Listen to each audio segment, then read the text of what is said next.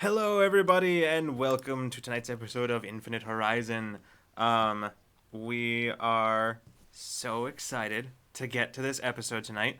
I hope everybody can hear us, because otherwise I'm just talking to, like, 5 people, and that's fine, but it's not great for you guys out there, so. I think everything's good, but I'm not going to wait for any response. Okay, cool. Remy says that they can hear us out there, so... Thank you. All right, thanks, Remy. All right, so, getting into tonight's episode. First of all, welcome back, Olivia. Yay, we get Olivia back. Yeah. And Happy to be back. yeah, well, we're glad to have you. Okay, well, let's not waste any time because last time ended the way the other 2 episodes ended, which is intensely. Anyway, so, Nico is asking a very important question in the chat, Caitlin. Yes. Hold on.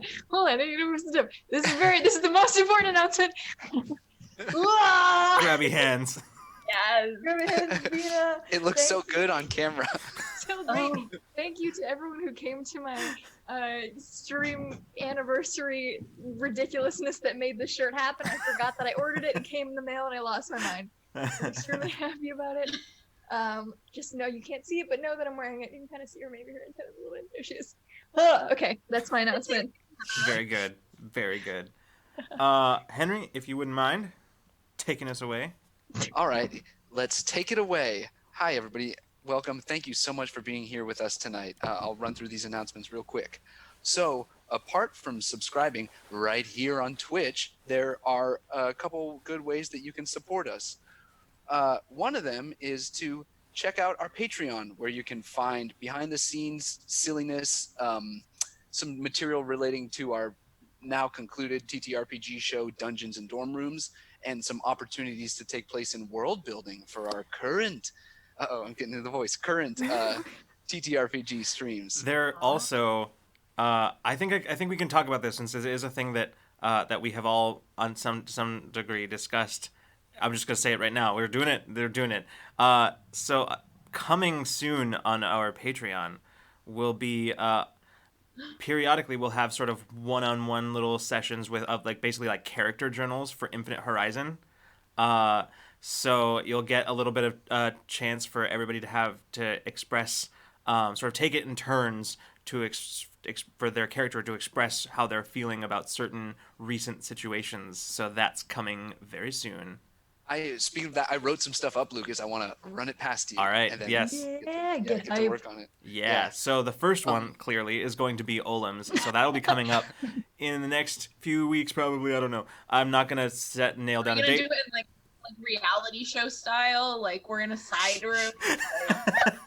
That's not a bad idea. That would be really There's funny. like smash cuts to 2 people being like, "Yeah, I think we're getting along really well." I cannot stand them. Like, Yeah, like like in RuPaul's Drag Race, like when they have to I'm sorry. talk before they get I crowned, have to- and they have to like pretend that they both think the other one deserves to win, but they both think they should win. Yes. Also, we've been rated by Eric Campbell. Eric, thank you hey! so much for the Oh my raid. gosh. hi, Whimsies. Thank you. Welcome, for coming. everybody. Thank you so much for being here. Gosh, Eric. Hello, everybody. Oh my We're doing gosh. announcements. You haven't missed much. You Uh-oh. haven't missed much. We're just in the announcements. Oh my god. How many? With 85 raiders? Holy crap. Hi, everybody. Oh, We're here. adrenaline rush. Hello. Oh my gosh. Well, Hello, friends. welcome to Infinite Horizon, our sci-fi supers RPG show run in the Cypher system. So, yes, Nico is correct. Viewer record, absolutely. Wow. Okay. Henry, continue with announcements while I deal with this. Yeah, let me just finish these announcements off real quick. A real quick, easy way to support us is to toss a couple of bucks into our coffee. That's another place where you can see our short-term goals. So give that a look-see. The episodes of Infinite Horizon after they stream, the Friday after the Wednesday they stream, are available on YouTube. So check them out there if you can't make the live time slot. They are also available on Anchor, and therefore a bunch of other podcast platforms. So that's another way to check them out? Currently, We're Caitlin is the only one who has those currently on- memorized. I have all Yes. of them. We're currently on Spotify, Breaker, Google Podcasts, Overcast, Pocket Cast, and Radio Public. So Oh, we got lots. We got 7 spots. Hopefully, iTunes hates me, so we'll get on iTunes maybe eventually if you use that. But we've got at least Spotify and Google Podcasts at this point. And if you have another third-party hosting site that you like to use, the RSS feed is always available, and you can plug it into your own apps that you prefer. So, podcasts, yay! Oh man. Okay, first of all, before we continue, thank you so much for everybody who has followed and cheered. And John, thank you so much for giving those gift subs. Thank you so much. Hey, thanks, guys. Oh my gosh. And oh my gosh. Okay. This is too much. This is too much. Oh, Good God. one. Well, welcome everybody. I'll just give a quick for those of you who have never been to this channel before, we are Rule of Lore. We do a bunch of tabletop RPG content. Mostly our 2 tabletop RPG shows. This one, Infinite Horizon, and on Mondays we have our D&D 5th edition game, Dreamwell Chronicles, which our very own resident bard, Mr. Jonathan Boyle in the chat, runs. So, and then on Fridays we do Ramblemancy, which is sort of like a talk show, like podcast style talk show sort of thing, where we talk about all sorts of nerdy stuff. So mostly we're just giant nerds, and we do nerd things together. And we're happy to have you. And yes, so happy. So thank you everybody. Chandra, thanks so much for the subscription. Oh gosh. I'm very overwhelmed right now. Everything's We're fine. never gonna get through announcements. You guys have broken like this. It's not hard to just do, one- as we've seen. Or maybe everybody just goes about it in spectacular fashion. I don't know. It's We just work really hard to do it. fair enough. Oh gosh. All right. Okay. Is that all of our announcements, Henry? I sort of blacked out during it, so. Understandable. There's one more, and it's that we have a Discord. So if you want to hang out with us, chat about whatever the heck you want, share your own projects, hear our stream announcements, join us on Discord. Very true. There's also a lot of food pictures on there as of late. Mostly from Geek Outs. But Yeah, yeah. the good food's from spam. Geek Outs, the weird tin. Never mind. The whole thing. All right. They can't stop the tinned meat. Tinned meat. Olivia, is your just a quick note? Are you sure your mic is your mic using the correct mic? I think so. Okay, just making sure. I can check real quick. Okay, let me check. Yeah, it's the mic. Does it sound okay? Yep, sounds good now. Yeah, I think yeah. it might have just been on my end. Oh my gosh. Eric, thank you so much for the bits. Thanks, Eric. Eric, Thank thank you you. so much for the raid Oh and for my the bits. gosh. I appreciate it very much. We all appreciate it so much. Okay, oh my gosh, we're on a hype train. Oh boy. Let's start a game before Lucas loses his mind. Let's Yeah, do that. let's do Let's do that. All right. All Well, right. without any further ado, let's get into tonight's episode of Infinite Horizon. I very nearly forgot that we have an intro, so here we go. All right. Play Stupid. intro.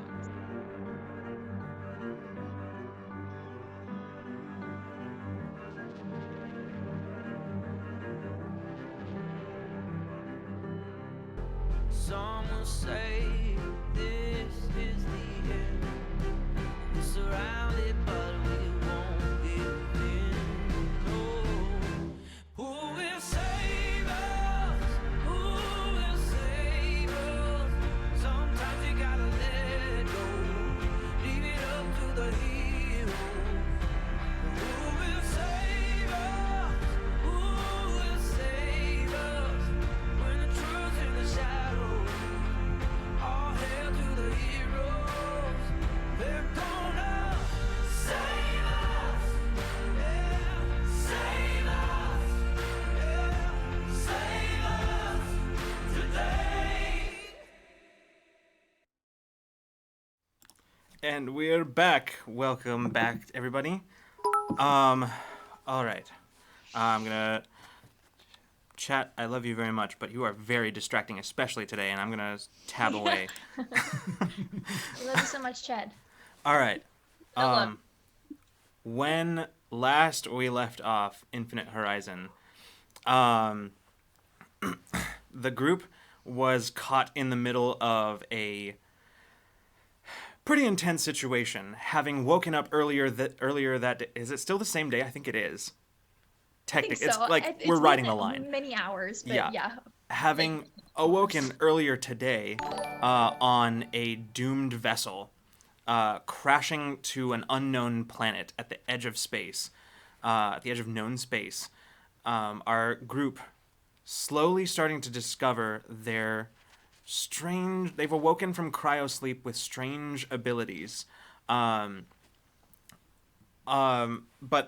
having had being in an emergency situation, having had no time to really unpack this, found themselves on a deserted colony that turned out not to be quite so deserted when Peach and Mason discovered a group of survivors who informed them that their troubles had started a week ago, when several of the inhabitants of the colonies started behaving strangely and attacking other colonists, suddenly not themselves, behaving much more beast-like than anything. That's probably the best description. A group that has come to be known as the remaining colonists as the Warped. Just shortly thereafter, Peach and Mason encountered some Warped on their way to repair the long-range communications so that they could actually wrest control of the docking procedures so that they could get off this terrifying planet. But just as they were about to do so, as they were about to leave, a ship, a large cruiser from Silverbreak Technologies, the very same company that owned the vessel that they awoke on, and that by now everybody's very suspicious of, arrived in the atmosphere and informed them, by way of the CEO of Silverbreak Technologies, who had apparently personally come to the edge of known space, informed them that they were in a ship that was his property, and even went so far as to refer to them as his property, and told them that they had one chance, which was to give themselves up or be destroyed. And to which Bina flipped him the bird twice and took the ship through some pretty impressive maneuvers to escape. At which point, sustaining only minimal damage, they managed to escape the system along with all the survivors from the colony. In transit to an independent system and settlement known as Sulon, a hollowed-out asteroid that was the first settlement of humans upon entering this galaxy some 1,300 years ago. Hoping that they could find a place to set down, do some repairs, and disappear, lay low for a little while. In transit, there were a few intense conversations, some morale bolstering from Mason to Jareth Decker, the lieutenant who had sort of become the de facto leader of the colonists in the wake of this intense tragedy, as well as a few just sort of minor inquiries from Bina. In the escape, also, Peach had sort of gotten sort of a strange headache and basically fell unconscious, having succumbed to something that, as of yet, they have no explanation for, and is still currently unconscious in the medbay of the ship. When all of this ended, after everybody had managed to get a little bit of rest and set course for Sulon, Bina, by herself in the cockpit, noticed some strange, how best to put it, like emotional... being an empath, noticed some strange emotions that weren't coming from anywhere in particular, but she had recognized earlier, followed them and found not only a secret compartment on the vessel that they hadn't noticed before, but also came face to face with the figure of a young woman, who the most notable feature of whom was that she could partially see through her. And Ship's haunted. we ended with where as she turned to Bina and looked directly at you, said, "Where am I?" And that's where we left off before. And indeed, where will we be picking up? So, at this moment, Bina, you find yourself just sort of face to face with this young woman, maybe about 5'3" or so, light brown skin, dark curly hair that comes down just below her chin, as she is sort of looking directly at you. Despite her question, doesn't seem particularly concerned or panicked in any sense, just confused.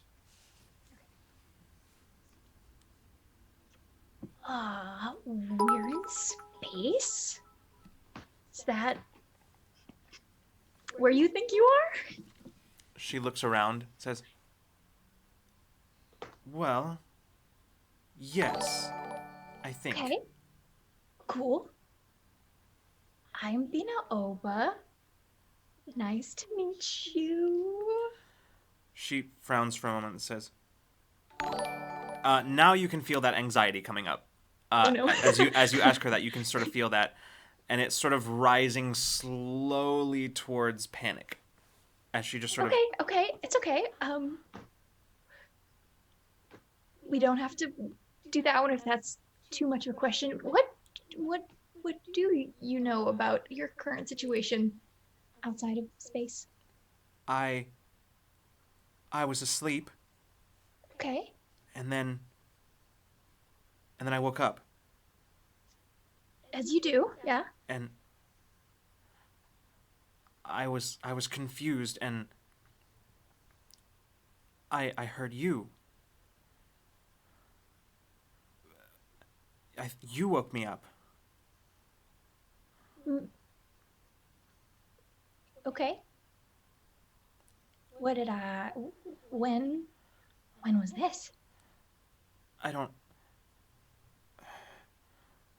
You can feel that confusion start brimming up and like overwhelming her, mingling with panic. Okay. And as this is happening, you're actually seeing as she's sort of becoming less and less tangible. Okay. Can my I actually don't even know which.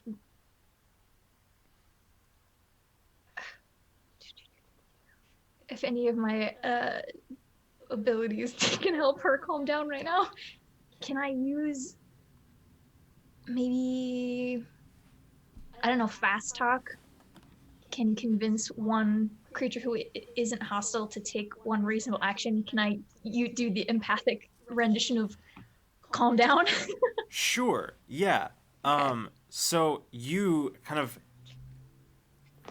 still taking a bit of getting used to realizing that your empathy isn't just one way now, that you can sort of, you've started to get a sense of being able to push. You've done it unintentionally up until now. Once or twice you did it on purpose, sort of instinctually, but now you're kind of following back. She's take a deep breath. No worries. She just no worries. She starts to calm down and starts to kind of becoming tangible again, but not nearly as much as she was when you first saw her. As she just stands there for a moment staring at you, and she says, you see her shoulders slump, and she says, "I'm so tired." Okay, we can find you a spot to lay down, maybe? Not take like a nap or something? I don't...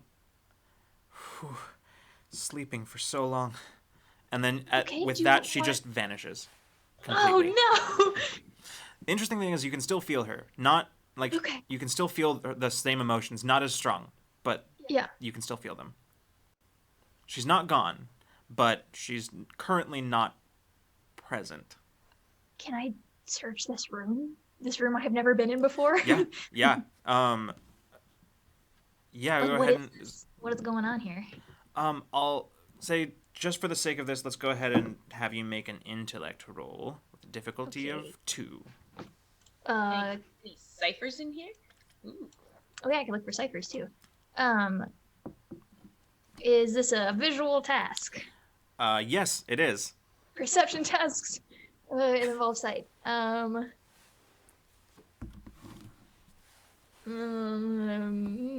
don't think I have anything else that'll help, and I'm impulse roll for it. Okay. 3 or better. 18. Okay. So, you start looking through the room. The things that jump out at you right away is that this room, when you first stepped in, it seemed like it was probably some sort of storage room, but as you've started getting a better look at it, you can see a place where there is a small bunk set up. Not like the ones in the main like quarters that you saw.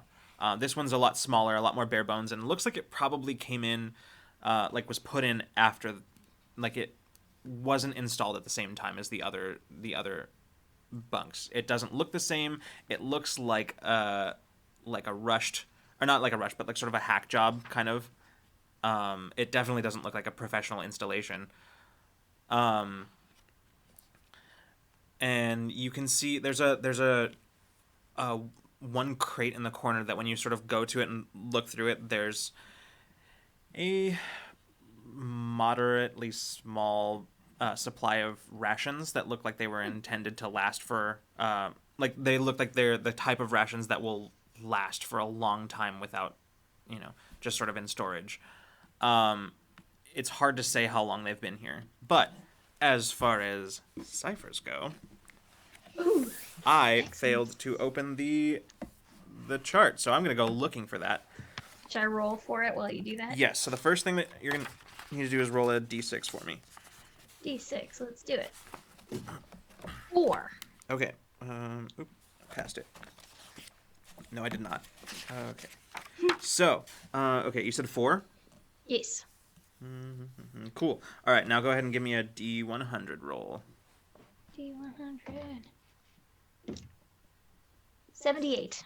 78.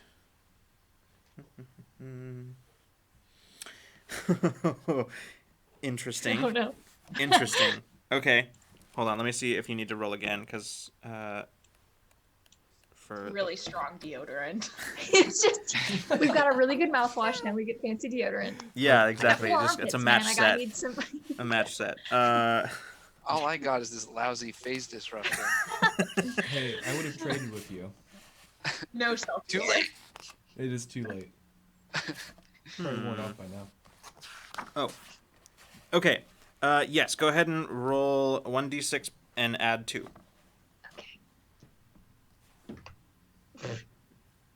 1d6 plus 2, 3.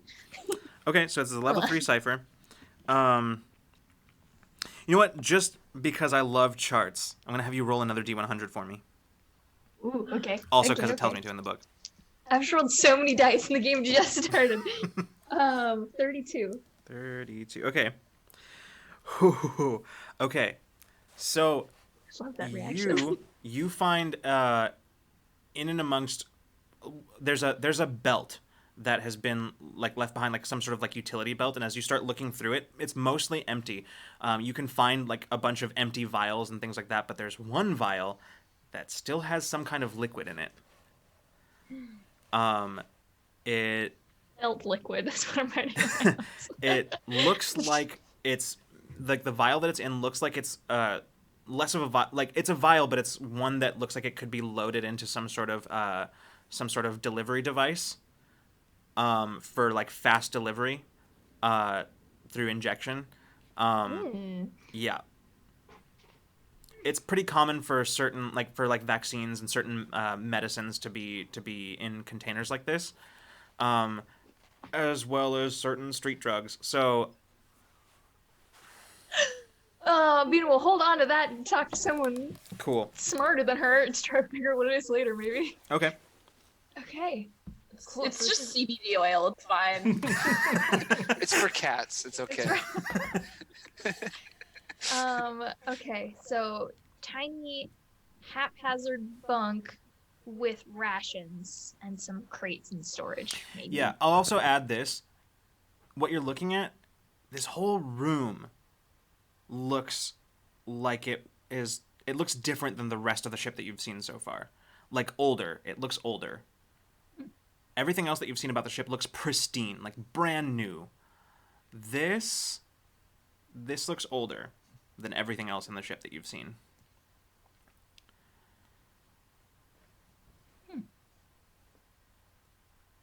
Yeah, definitely a bit more wear to this room. A bit more weathering. Can I go to where like the door is and like find out how it's opened?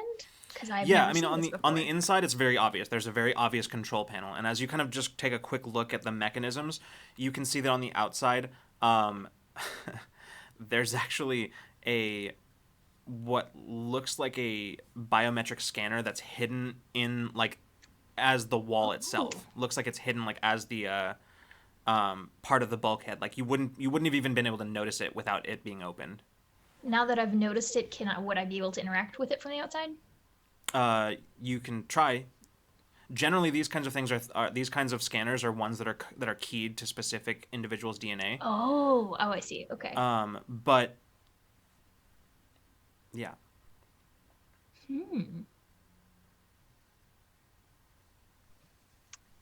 Okay.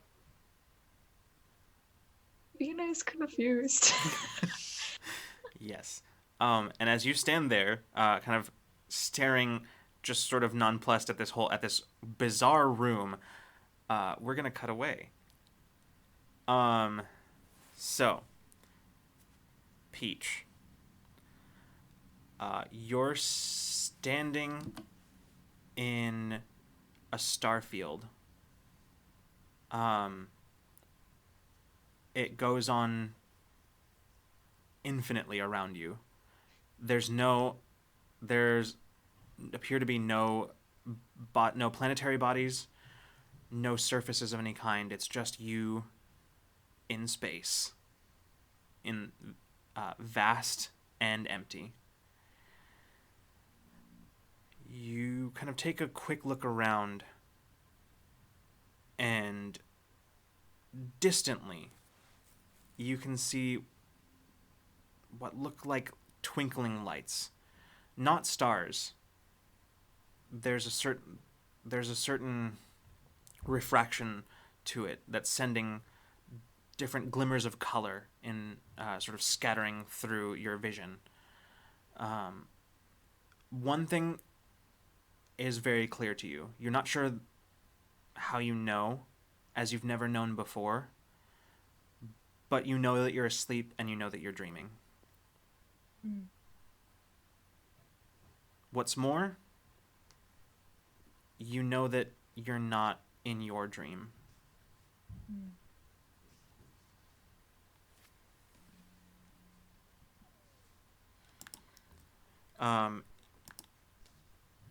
You hear the longer you stand and the longer you become aware of your surroundings, you start feeling the very gentlest breeze on your face, and with it you can hear very softly distant voices, almost like they're coming to you from another room. Mumbles, muted. You don't recognize them. Can I focus enough to kind of move my focus to where the voice is and try and almost like kind of transport myself to where the sound is? Yeah.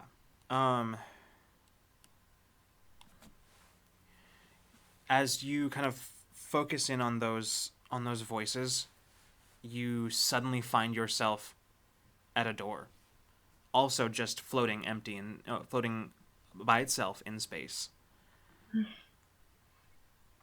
You can hear the voices a little louder now, coming from the other side of that door. Gonna walk up and just turn the doorknob and open it. Yeah. The door, as you turn the knob, it slides off to the side. And as you step in, you are in what appears to be a well-lit study. The walls lined with bookshelves and a large desk occupying a fair amount of the center of the room. It is a desk that is much richer than the other contents of the room. It looks on it you can see a holographic display that is up, displaying some. It looks like literary research, and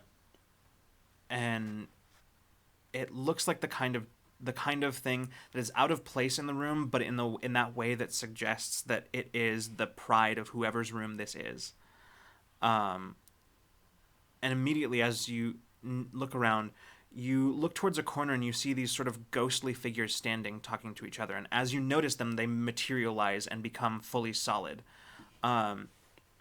You see a young boy, probably maybe 8, a human boy at maybe 8 or so, and an older human man, probably about maybe 45, 46, with sort of a dark beard that is starting to go gray around the edges.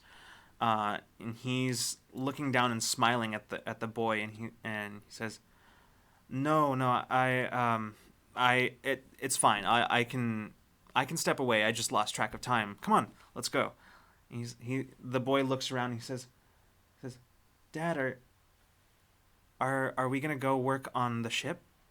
And the man smiles. He says, "Let's eat first, and then we can maybe work on that." And the boy nods and smiles. And his dad says, "Go get your coat." And the boy runs over to one of the chairs at the desk. He grabs the coat, but when he turns around, the man isn't there anymore. The door to the study is wide open, just leading out into what looks like a dense jungle. You can see the boy's expression as he stares at that doorway and stares outside, and his excitement fades away. You can see loss and fear on his face as he takes his coat and he clutches it to himself, sort of wringing it. You can actually feel his emotions in this moment. As you tap into the dream itself, you can feel his emotion in this moment. He's afraid, he's sad, but more than anything, you can feel his dread, the anticipation of something terrible, like he knows what's coming next. As he takes a few steps towards the open door, you can hear him say, "Dad?" He looks outside into the jungle, and as he does, you and he both find yourselves standing in the jungle, no study around you. As he looks, and in every direction, it's just dense jungle as far as you can see. And he starts turning and panicking, going, "Dad, Dad!" He suddenly realizes that he is standing in knee deep in mud and is sinking. And as he keeps going, keeps sinking and sinking. You're watching it, and it looks to you like he is just... You're not seeing him sink gradually. You're seeing he's up to his knees, then suddenly his waist. Suddenly he's up to his neck. As he slowly goes under, you find yourself once again just standing in Starfield.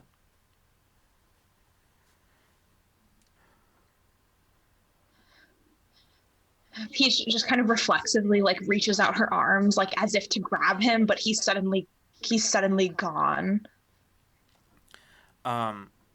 You hear more voices, and as you turn to look, kind of instinctively turning to look, once again there's another door. This one already open. It opens into an apartment. It's not a nice apartment, but it's not shabby or anything like that. You step inside, and you can see a very bulky Keldro man, as he, with his sort of dark reddish purple skin, leaning back into a couch, and a human woman with dark curly hair, who's just finished swatting him on the shoulder, and he says, "Ah, what was that for?" And she says, "I'm telling you, you need to stop betting on those races. You're gonna lose everything." And he says, "Hey, look, I'm bound to win someday, right?" He says, "I've won before." And she just shakes her head and looks over and sort of smiling and shaking her head in an expression that very clearly says, "Can you believe this?" And following her gaze, you're surprised to see Olim just sort of sitting on an armchair not too far away, with a book in his lap, glancing up between the two of them, smiling, going back to his book, and just sort of flipping through it. Yeah, he should really listen to her. Is that me, Olim, and do I hear Peach's voice? You do. I'm saying that to Olim, like in the dream. Olim, you suddenly become aware that Peach is here, and your immediate thought is, how does Peach know my aunt? Yeah. Things are starting to feel off. Like everything around you starts to feel not very real. I didn't mean to interrupt your reading. I'm just gonna go back to eavesdropping on the conversation. But are you still there? I'm still there, but I'm just like turning my focus back to the two of them. I don't know if Olim then suddenly kind of doesn't like really sense my presence anymore, but no, you absolutely do. In fact, as Peach turns back to the room, you're still watching her, looking at her, still trying to make sense of all of this. And the more you do, the less real everything other than Peach starts to feel. I look at the words in my book. What do they look like? It's nonsense. Like the more as you look at it, it's like the words are like changing as you're reading them. I throw it with my left hand. Does it fly at a normal speed in a normal direction? No, it doesn't. It just sort of drifts through the air and then just disappears. Your aunt looks back at you and she says, "Are you done studying then?" Yes. For now. Is her face? I don't know. I point to Peach and I say, "When did she get here?" She looks at Peach, but through Peach. She looks at her and looks at you. She says, "Olim, are you feeling okay?" She comes over to like reaching a hand for your forehead. I say, "No, I'm 30. Stop." But I put my hand on her wrist and not like bodily, but like kind of gently push her. Right. As you and, do like, that, I say, you suddenly realize that she's not there anymore. Uh-oh. It's just you and Peach now in this apartment.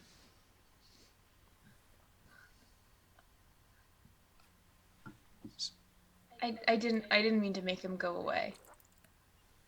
I'm like trying to put together. Do I have memories in this point of waking up in the Silver Break capital ship and everything that happened since then? It's starting to come back to you. Like now that you're not distracted by anything, and it's like Peach's presence is almost like grounding you in this moment, pulling you out of your dream, but while you're still in it.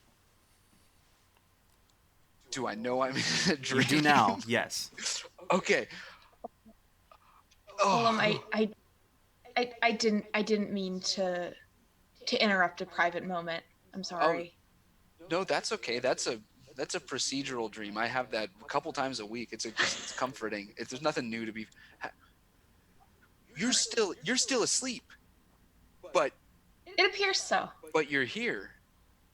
It appears so. Well, okay. All right.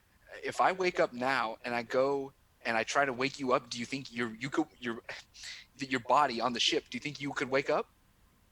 I feel like I might be caught here for a while.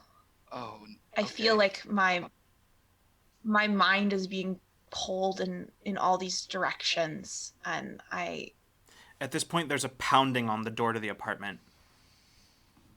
I'll get it. Did you get some pizza delivered to him? I really don't know. I go and. You think we could eat pizza here? Check the fridge. There might be some left over. Let me stay there because I want to see if I can tell you things. Just a sec. Is there like a peephole on the door?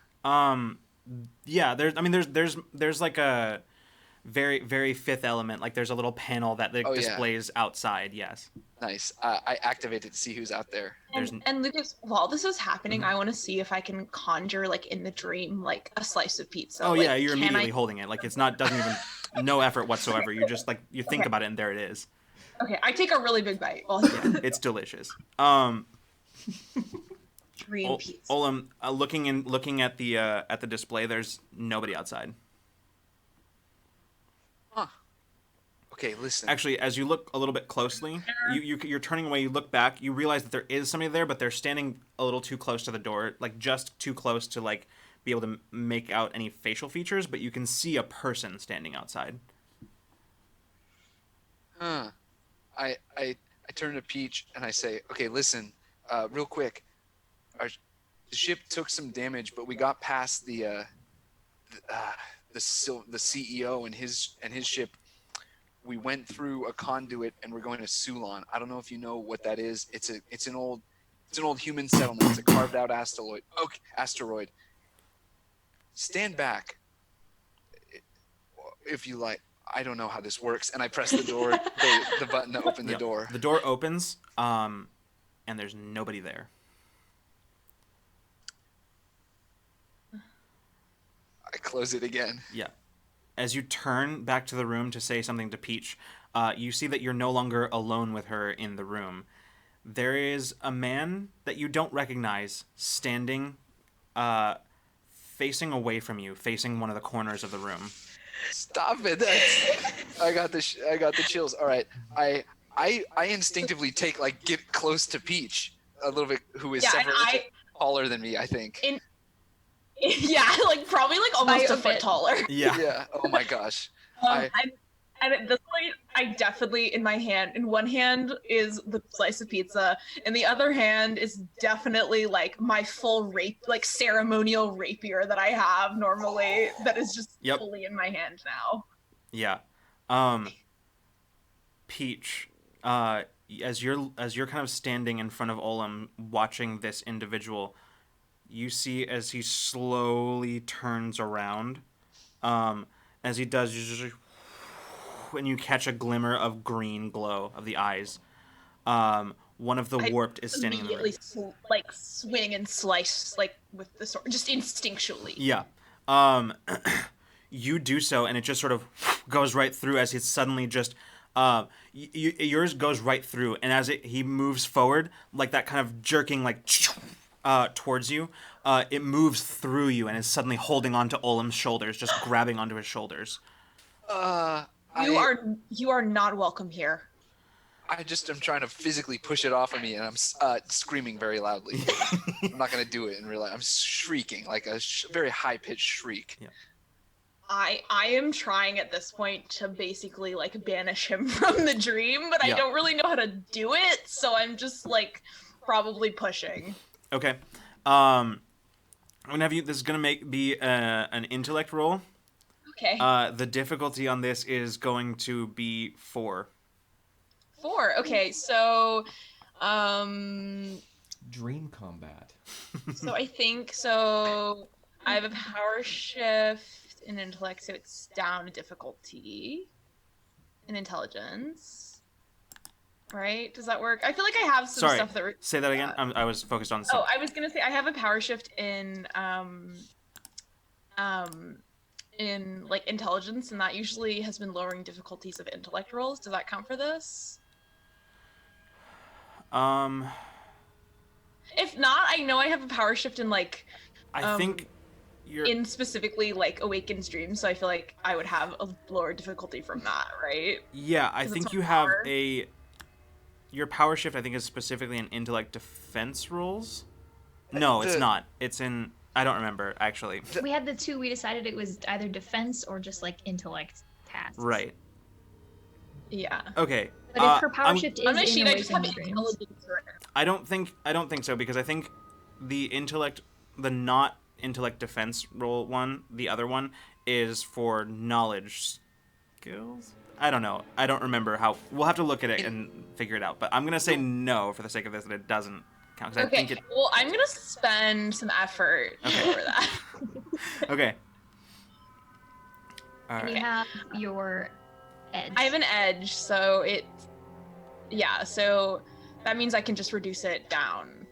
Mm-hmm. You can, we're tier 1, unless you've upped it, you can only expend 1 level of effort right one now, level right? of effort, I can reduce it down, and that's like a less spend, right? That's how Yeah, it so works. Yeah. instead of 3 points, it's 2 points, because you're speaker and you have an edge in intellect. Perf. So that reduces it to 3. Yes. And then, aren't you, from your Awakens Dreams thing, aren't you also trained in dream-related skills? I feel like there's something... I'm trained in resistance to charms and pleasant social interactions. I don't think either of those count in this moment. No. I mean, I would say if this is but- about her power, if this is her using her power, then that's up to the GM's discretion as to whether or not that reduces the difficulty. I mean, I do have like specifically a power shift in Awakened Dreams. Okay, let me look real quick, because I want to know this, because this is going to be important. Oh, wow, I turned right to it. Since I do have a power shift in Awakened Dreams, I feel like it should reduce the difficulty, but if not, it's totally okay. Yeah, here we go. At tier 1 with Awakens Dreams, you're Oneirochemy. You are trained in tasks related to sleep and mixing natural elixirs to help creatures fall asleep. I'm going to let that count, because it's related to sleep, and yeah. So that'll really reduce the difficulty once again down to 2. Okay, I like those odds. I like those odds. 6 or better. 6 or better. 6 or better. Okay. Red dice or black die? Red. Okay. Who said that? It's a 4. That was Freeman. Freeman said it. You It's can a expend 4. an XP to do it again if you would like, otherwise you can take the roll. I mean, I do have. I actually think I am going to use an XP, because I think I have like 3 XP right now, and it's like I don't need all of those. Fair. So I'm going to spend 1 to Sure. reroll that. Because I'm scared. I'm scared for Olam. Hey, you gotta save me. Sorry, my camera's. I don't want Olam to be a vegetable in this dream. Scheme. It's a 17. Okay. So, Yay. as you reach to shove the creature away from Olam, you watch as you do so. You shove it away from him, but instead of stumbling like you would have expected, it is blasted completely out of the apartment door and out into just darkness beyond, and then just disappears. I stop shrieking and put my arms down as I watch it go out into the void. And I say, thanks. Yeah. I think it might be best if you wake up now. I've been trying. Here. Can I snap my fingers and make him wake up? Yes, but I am going to offer you a GM intrusion. Yeah, I'll take it. Okay, cool. So go ahead and take. In my dream? You take 1 XP, and then you can give the other probably to Olam, because he's the only other person involved in this scene. So I will say, for chat's sake, we did allocate all of my XP that I gained from the last session. After the session, we forgot to do it in the game, but don't worry, those were yes, eventually distributed. they Don't worry were. about it. Yep. Okay, so here's what happens. You kind of snap your fingers, and at first, nothing happens. Disappointing. But, as you are standing there, both you and Olam sort of looking around trying to see if anything has changed, both of you feel this oppressive presence that's just there. It's like, it feels like, it feels like when you're on stage and you see you just feel that the weight of the attention on you, but infinitely more intense. You can feel it as it's just pressing down on both of you, almost physical. Your breath catches in your lungs, and in that moment, just you both feel like insects caught in amber, as you're just there, suspended in whatever attention is being paid to you. And Olim is gone. You wake up in your bunk, breathing heavily and drenched in sweat. Peach, at this moment, you can feel that attention just bearing down on you, pushing and pushing. You take 4 points of intellect damage. And just as that is happening, as you feel this presence pushing, you gain just the barest moment of control, and you're just out of the apartment, no longer in the dream. At first, you find yourself standing once again in the starfield, but you hear a voice saying nothing distinctly, not a voice you recognize. But once again, as you turn to face the direction, you see a door. This one is very recognizable as there are many doors like it on the ship. As you reach towards it, you just touch the door and suddenly your eyes flutter open as you look up at the ceiling of an unfamiliar room, but very clearly on the ship. You know now that you are awake.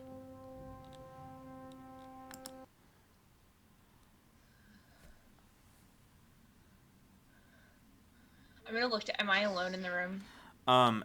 As you kind of look around, you at first think you are, but then you notice that there is somebody sort of sitting in a chair on the other side of the room, just head down, clearly asleep.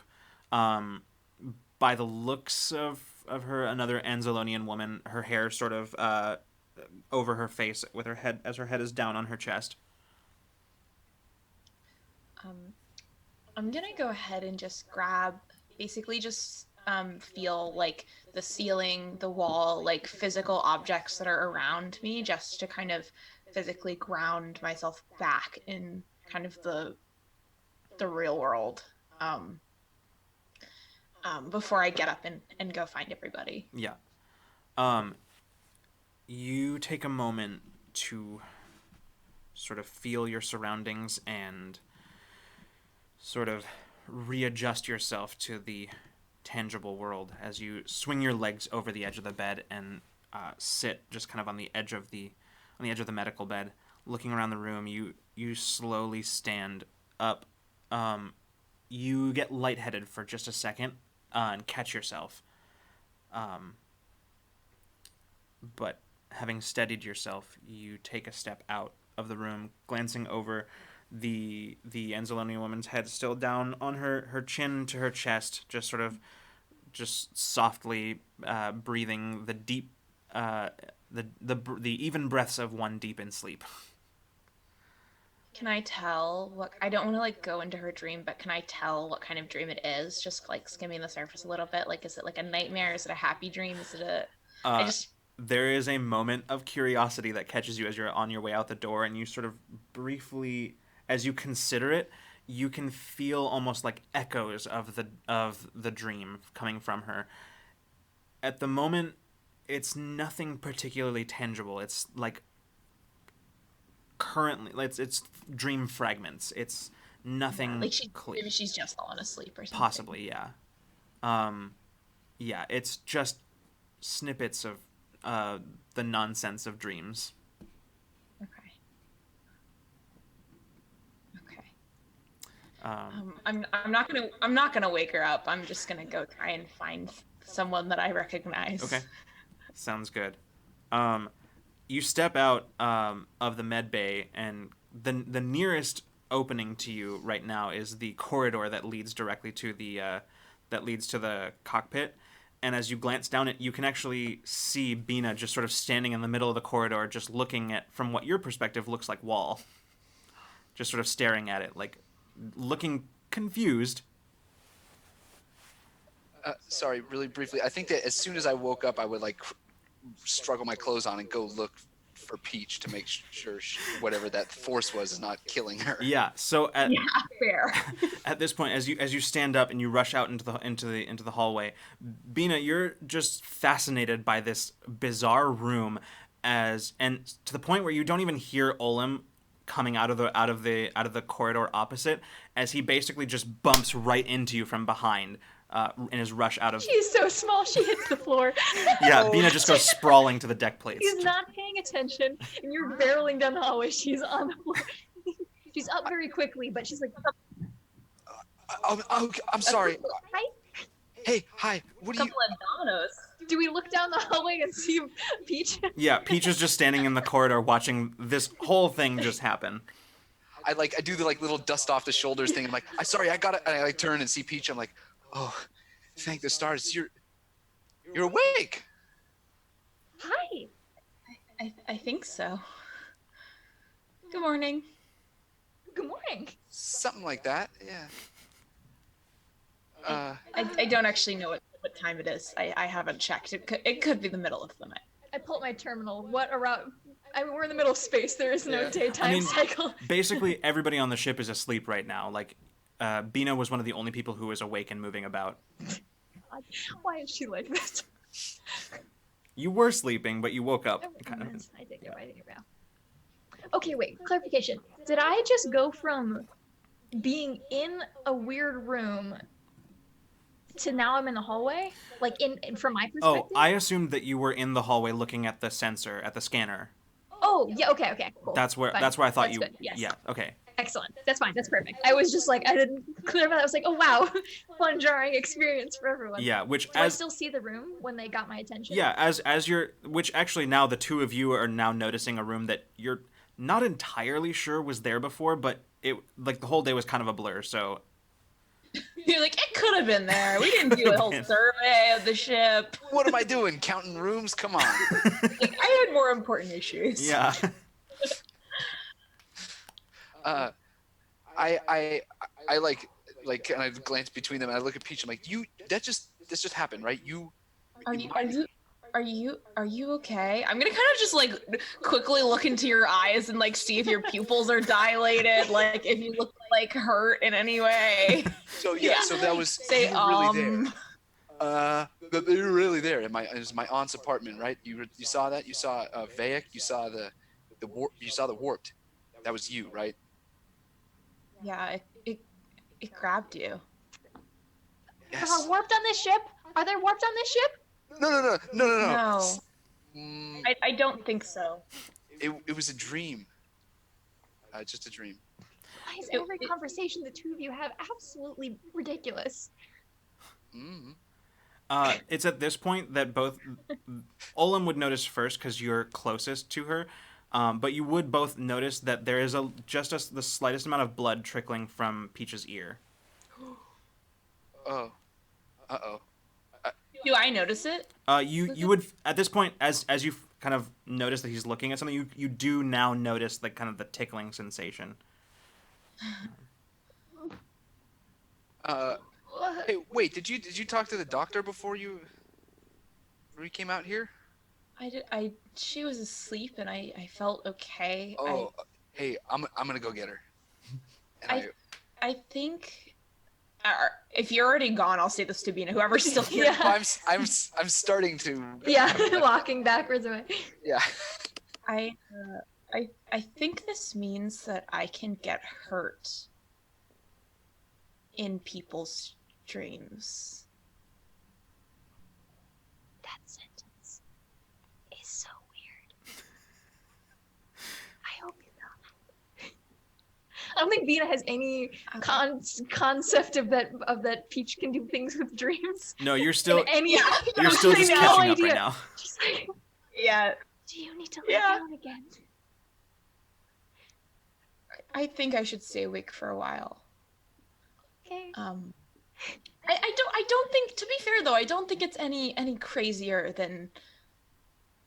than you piloting us out of Silver Break territory. So I think it's both are equally crazy, right? Like this isn't that much crazier, right? Okay, but like I could do that on like a normal day.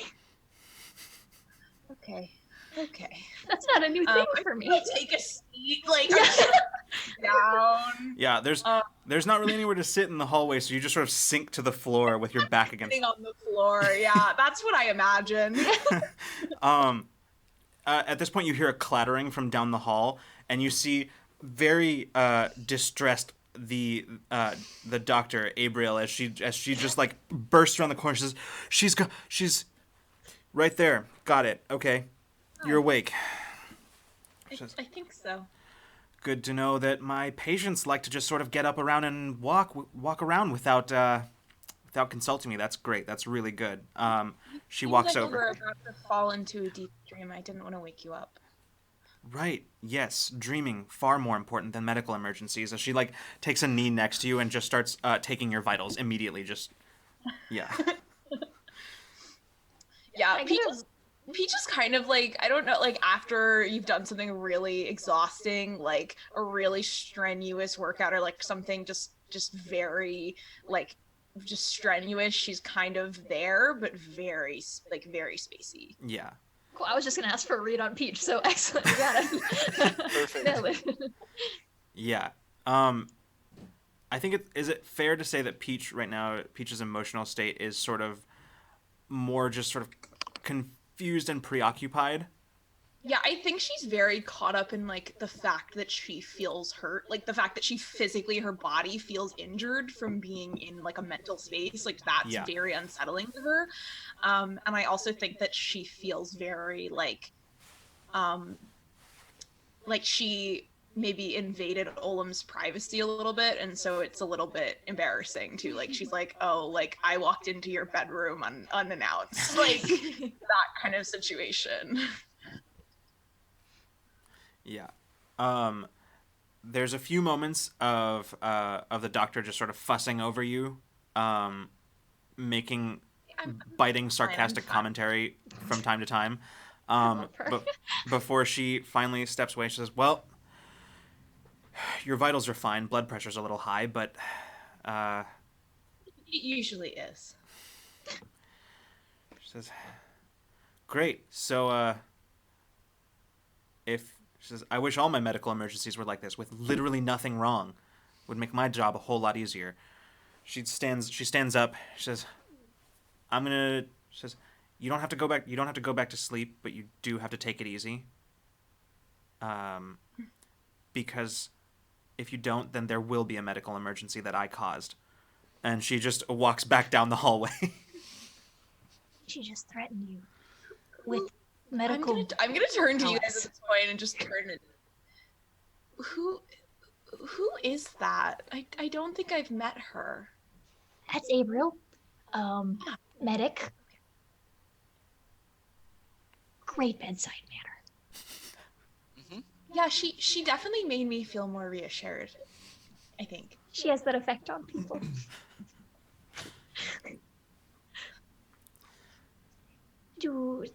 There's like some sitting areas. You can hang out on the bridge. Are you good? Are you okay? I think I'm as okay as any of us are. Okay, that's great, because I think I saw a ghost. What? A ghost? Mm-hmm. You explain a semi-transparent person in the secret room of my ship. I don't know. Secret? At this point, can we go into the secret room? Yeah. Can we just walk in? Can we just go into it? I do not walk in. I stand outside and look in. Bina's already been in there. She'll walk in and be like, Yeah. She was right here. I don't know. She couldn't think of her name. She seemed really scared. She said I woke her up. Anyways, this ship, this room doesn't match the design of the rest of the ship. It looks like it might have been older, but somehow in this new ship. I don't know. I saw her. She was right there. And then she got scared and disappeared, and I don't really know what to make of that. So I've had a really weird day, and I only had a few hours of sleep. So...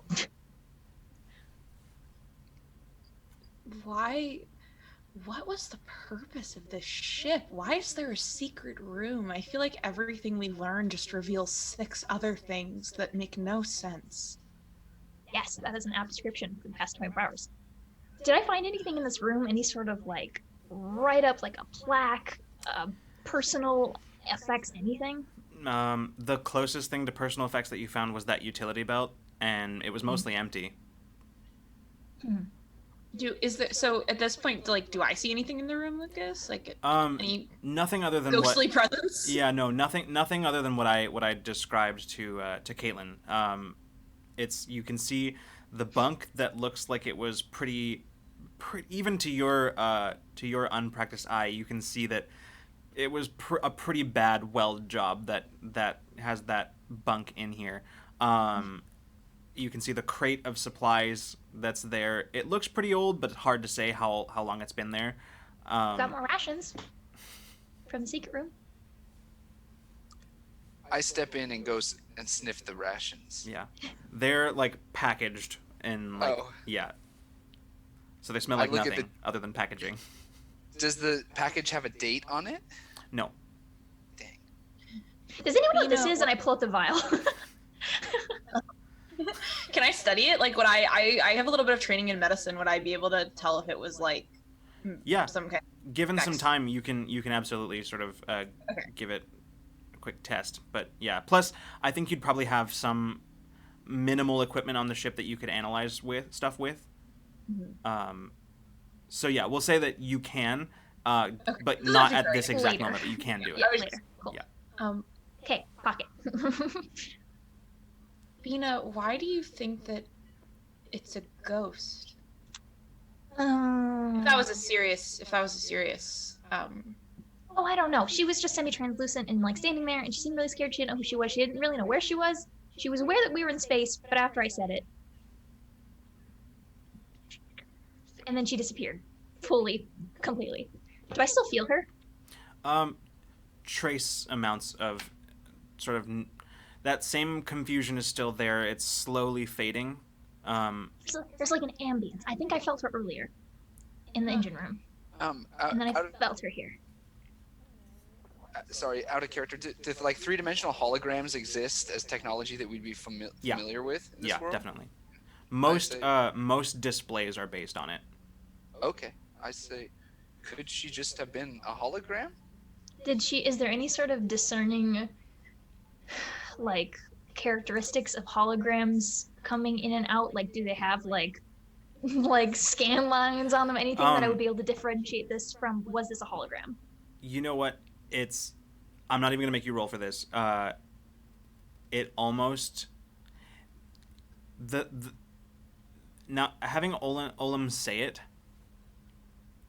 it's pretty... Thinking back on it, you are thinking about it, and it almost seems like, yeah, it absolutely could have been a hologram. Could have been, or I know it was a hologram. It's hard to say, and here's the reason why. What was throwing you off is that you generally can't sense emotions from a hologram. You can try to read people's body language, their facial expressions, that kind of thing, but emotions for you don't tend to translate through hologram. This one, you felt it as if there was a person standing in the room. Lucas, do I know Anzolinians can like kind of see more colors and more like visual things. Do I see anything out of the ordinary in here, like with like heat signatures or like body heat or anything? No. You're not seeing anything out of the ordinary. Okay. Or at the very least, if you are, it's kind of being masked by the fact that there's now 3 warm beings in this room and have been for a little bit. Yeah, so. okay, fair. I'm Ina's lower temperature, but she's still messing it up. But I could feel her, and I felt her another time. Have I felt her 3 times now, or twice? 2 or 3, I don't remember exactly, but yeah. Yeah, a couple of times. I mean, we've witnessed Olam bend objects with his will, so I think there's lots that could be unexplained still here on the ship. So you're getting hurt in dreams. Olam has a magnet in his brain. And I feel holograms. Excellent. Great. Cool. I'm gonna go hang out in the bridge. Good party tricks. Great party tricks. Great party tricks. I need to finish sleeping. I need to sleep some more. I'm going, and she's gonna. You need to rest. I can take over. As you're walking away, Peach is just like, I can take over. I can man the autopilot. Bina's been asleep in the pilot's chair for the past. Would you say she was like maybe 5 hours into her 10-hour rest probably or something? like that. Yeah. Yeah, she just turns on Hugh and just like goes back to her spot because I guarantee there aren't any free beds right now. There are people who need them more than her, so she's just gonna kind of knock the seat back again and then curl up. For all she knows, this is a sleep and trauma-induced hallucination, and she's feeling things that aren't there. Maybe there's just a lot of people on the ship. She's been having a lot of like emotions have been overpowering, and she's been having some weird reactions to things. Maybe there's just like an ambient fear and confusion on the ship, and now she's seeing things, so she just wants a nap. It was just swamp gas reflected from a weather balloon. Yeah. It was a hoax. Yeah, it was a hoax. It was a brain hoax that she's playing on herself. Yeah. So, go ahead. oh, sorry. So, Peach, are you going to the cockpit, the bridge or whatever? Yeah, I mean, at that point, like, if Bina's like heading to sleep, I would head over to the cockpit just to kind of keep an eye on stuff. That is where Bina is sleeping, so. Oh. But you can, you're welcome to join. She won't stop you if you'd like to be up there too. There's lots of seats and stations that you can hang out in. Yeah. I think I'm in the chair. But yeah, I don't. Where is Mason at this point? Wasn't Mason sleeping in the tactical? In the tactical station. Yeah. Yep. Oh, Mason's right there. He's like 2 rooms away from us. He's just been asleep this whole time. That's awesome. Yeah. Hat down, head down. Like an empty flask, just kind of like laying on his chest, and also his like investigator's notepad, kind of just. Yeah. Before I would go, I would definitely like turn to Olam and just like kind of just turn over to you and just say, are you okay? Did you get hurt in there at all? No, except for you being there and now being able to talk about what you saw there with you, for me it was just a dream. I'm fine. Okay. I'll try not to go into your dreams without permission. I'm sorry. That's okay. You know what? Maybe it wasn't just a dream. That thing at the end, that I don't know, the feeling. Just the feeling, you know? No, that was real. That was really real. It felt real. It woke me up. That's what did that to you. Oh. Was it? Did you see anything? Was it something? I didn't see it, but I felt like physical pressure. Like I couldn't breathe, and it was suffocating me. That's how I felt too, and I woke up before anything happened. I'm glad. It's something that hopefully I can. Maybe with practice I can just snap my fingers and make the bad things go away. Yeah. Wouldn't that be nice? Yeah. Maybe we can do it here too. Trying to figure out something like that. That's why we're going to Sulon. So listen, I intend this suggestion to sound a lot less creepy than it will, but maybe you should have somebody watching you sleep. Yeah, in case that something like that happens again and you can't find your way out. Yeah, that did sound pretty creepy. Yeah, I'm not electing myself, in fact. It's okay. I don't know if they'd be able to do anything, but I think we could try. Maybe the doctor. She seemed like she needed something to do. For now, yeah. Well, yeah. Can't have a bedside manner if you're not at the bedside. Huh. Hey, I'm gonna see if I can wake up Mason and show him this room, because he seems like the kind of person that can figure out weird shit like that. Yeah. You might be able to figure out something about that hologram. Yeah, I don't know. I'll keep an eye out here. I know we met these colonists, but I think that someone should be here just in case something happens. Okay, yeah, or yeah, we don't know. There could be something in that room still that's not safe. Either way, I'll get Mason.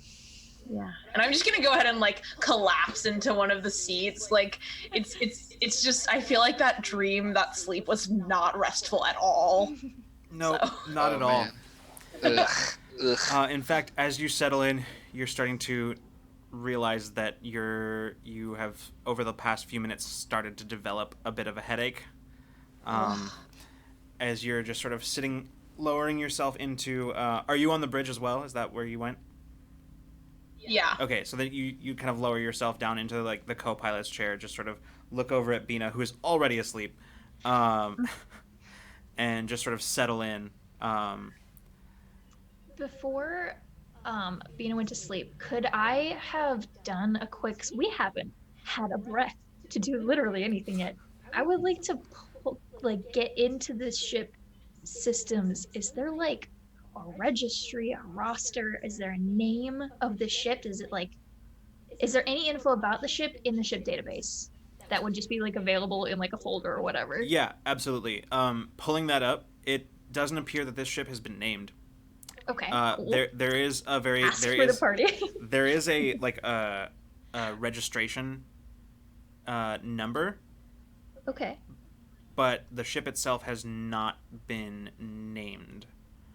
Is there like an owner registry? Huh? Is there like an owner registry or like someone who? Is there any like name attached to someone who made it, designed it, a company who like anything? It does. Carfax. Show me the Carfax. Yeah, it does appear to be registered to Silverbreak Technologies. Did they make it? Maybe. Okay. It seems like it does. I'll give you this. It does pretty much seem like the kind of registration that a ship gets as soon as it goes off the line. Right, as soon as it comes off the line. So it's not registered to an owner right now. Okay. It's still under the. Like it's still in the lot. Like it's. Yep. Yeah. Okay. Basically. But basically, it's the registration so that the ship can be identified and yeah. And this is a thing that would occur to Bina pretty quickly, also tracked. Yes. Yeah. This is okay. It's essentially the same. Like the registrations are for ships are used at spaceports and things like that, so that when you check in and you do that, they have like a log of what ships have come in and yeah. Okay. Okay, how long do we have until we reach Sulon space? At this point, probably I'd say probably about another like 12 or 13 hours. Okay. Okay, she feels comfortable conking out and she has some troubleshooting she wants to do when she has had her full rest. Okay. At this point, Mason, you wake up to Olam sort of gently, sort of.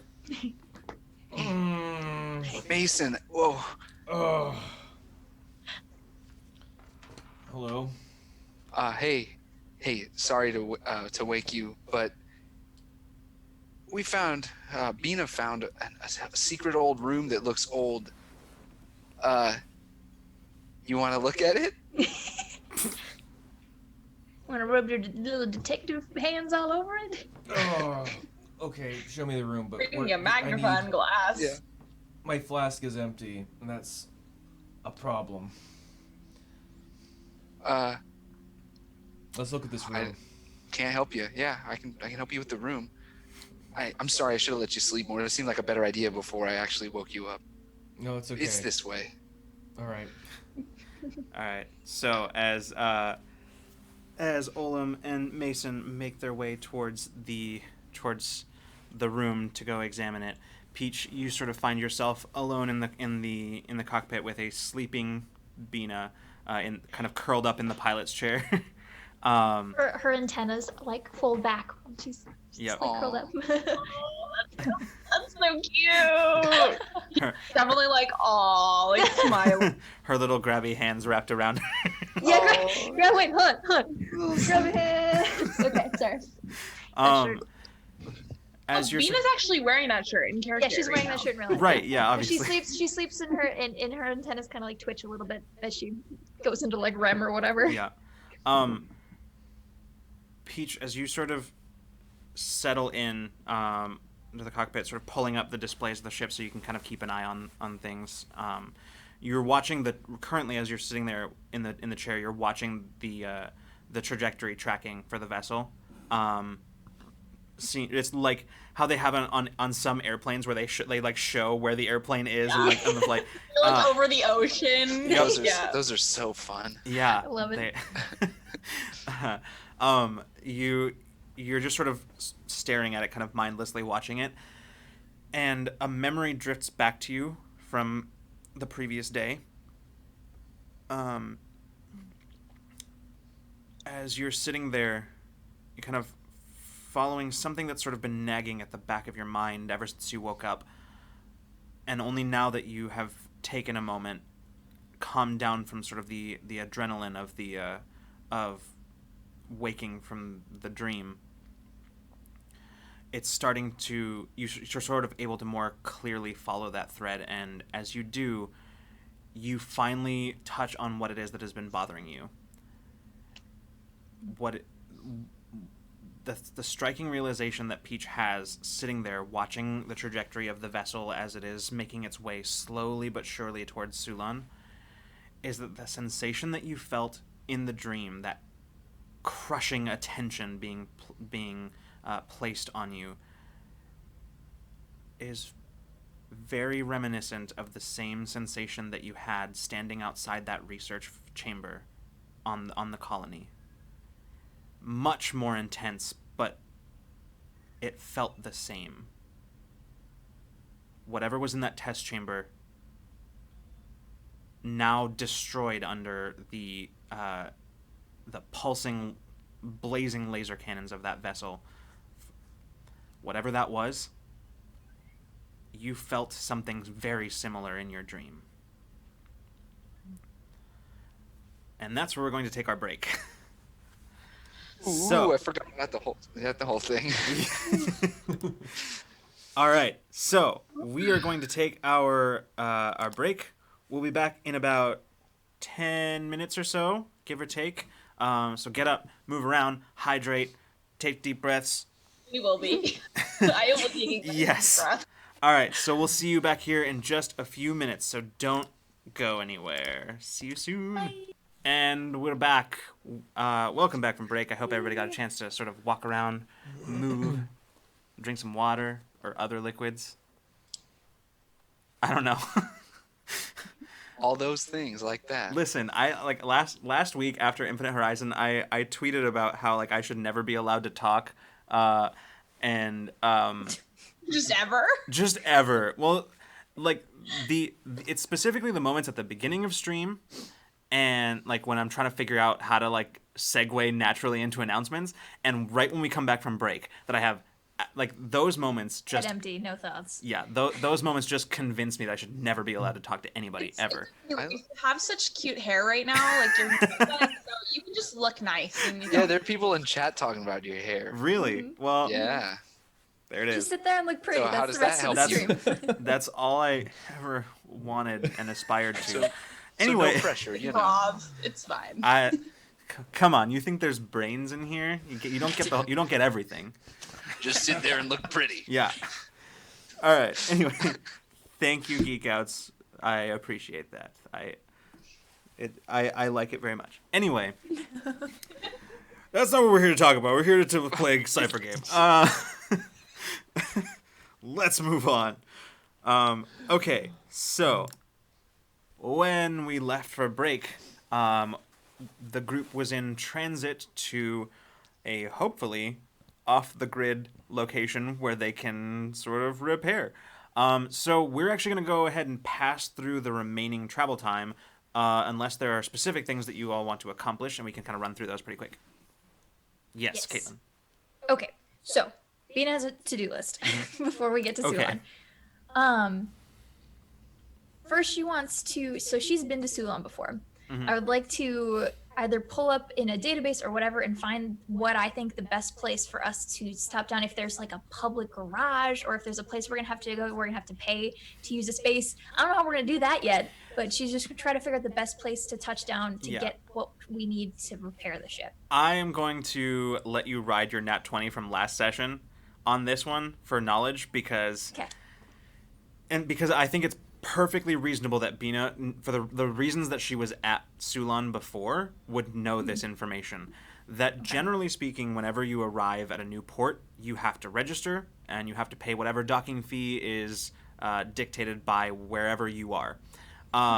However, if you know where to look and you know who to talk to, there are always people who are willing to let some of the bureaucracy slide. And would I know that fancy piece of information? Yes. You absolutely know. There is a spaceport that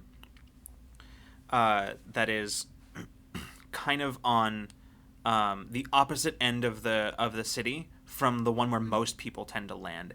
It's one that's primarily used for, not for passengers, but generally for shipping of supplies. And so some of those platforms are generally designated specifically for bringing supplies into businesses there. But if you know who to talk to and you know how to speak their language, they'll be willing to let other non-cargo transports dock without questions. Okay. Any chance I have any, not like a contact, but anyone I would have met before in these locations that I could be like, this hey. is actually a really good use for XP. Yes, is that 2 XP? To make something true, or 1 XP? I honestly don't. I only remember. have 2, I think, or 3. I don't know. I wouldn't even know where to look for that, to be completely honest. Player intrusion, I don't recall. Player intrusions, I think, are just 1, but you can ramp it up based on what it is. But I think you know what? I'm just gonna make the call. I'm just gonna have you just do 1. Okay, cool. It's minor enough and believable enough that I think it would Bina has a contact, someone who I would like to make sure she has a contact that someone at least knows of her. Maybe someone from another, she knows from somewhere else who she knows works here now. I don't know, but would know her well enough that she could chat with them and they'd be cool with her. Definitely. Using the space. Definitely there would be plenty of people, because when the reasons that Bina was there before was essentially like space trucker, like we said before, driving piloting these transport vessels. So that's absolutely where Bina would have landed. So you would definitely know people there. Excellent. Especially having making regular stops here, you get to know people along the routes. So yes. Cool. Okay. So the person that you know. Oh, yes. I'm so glad that I have this NPC deck from the Cypher system. It's very good. Thank you, Cypher system. I am picturing Bina with a trucker hat, flicking cigarette butts out into space now. Through an open window. Alright.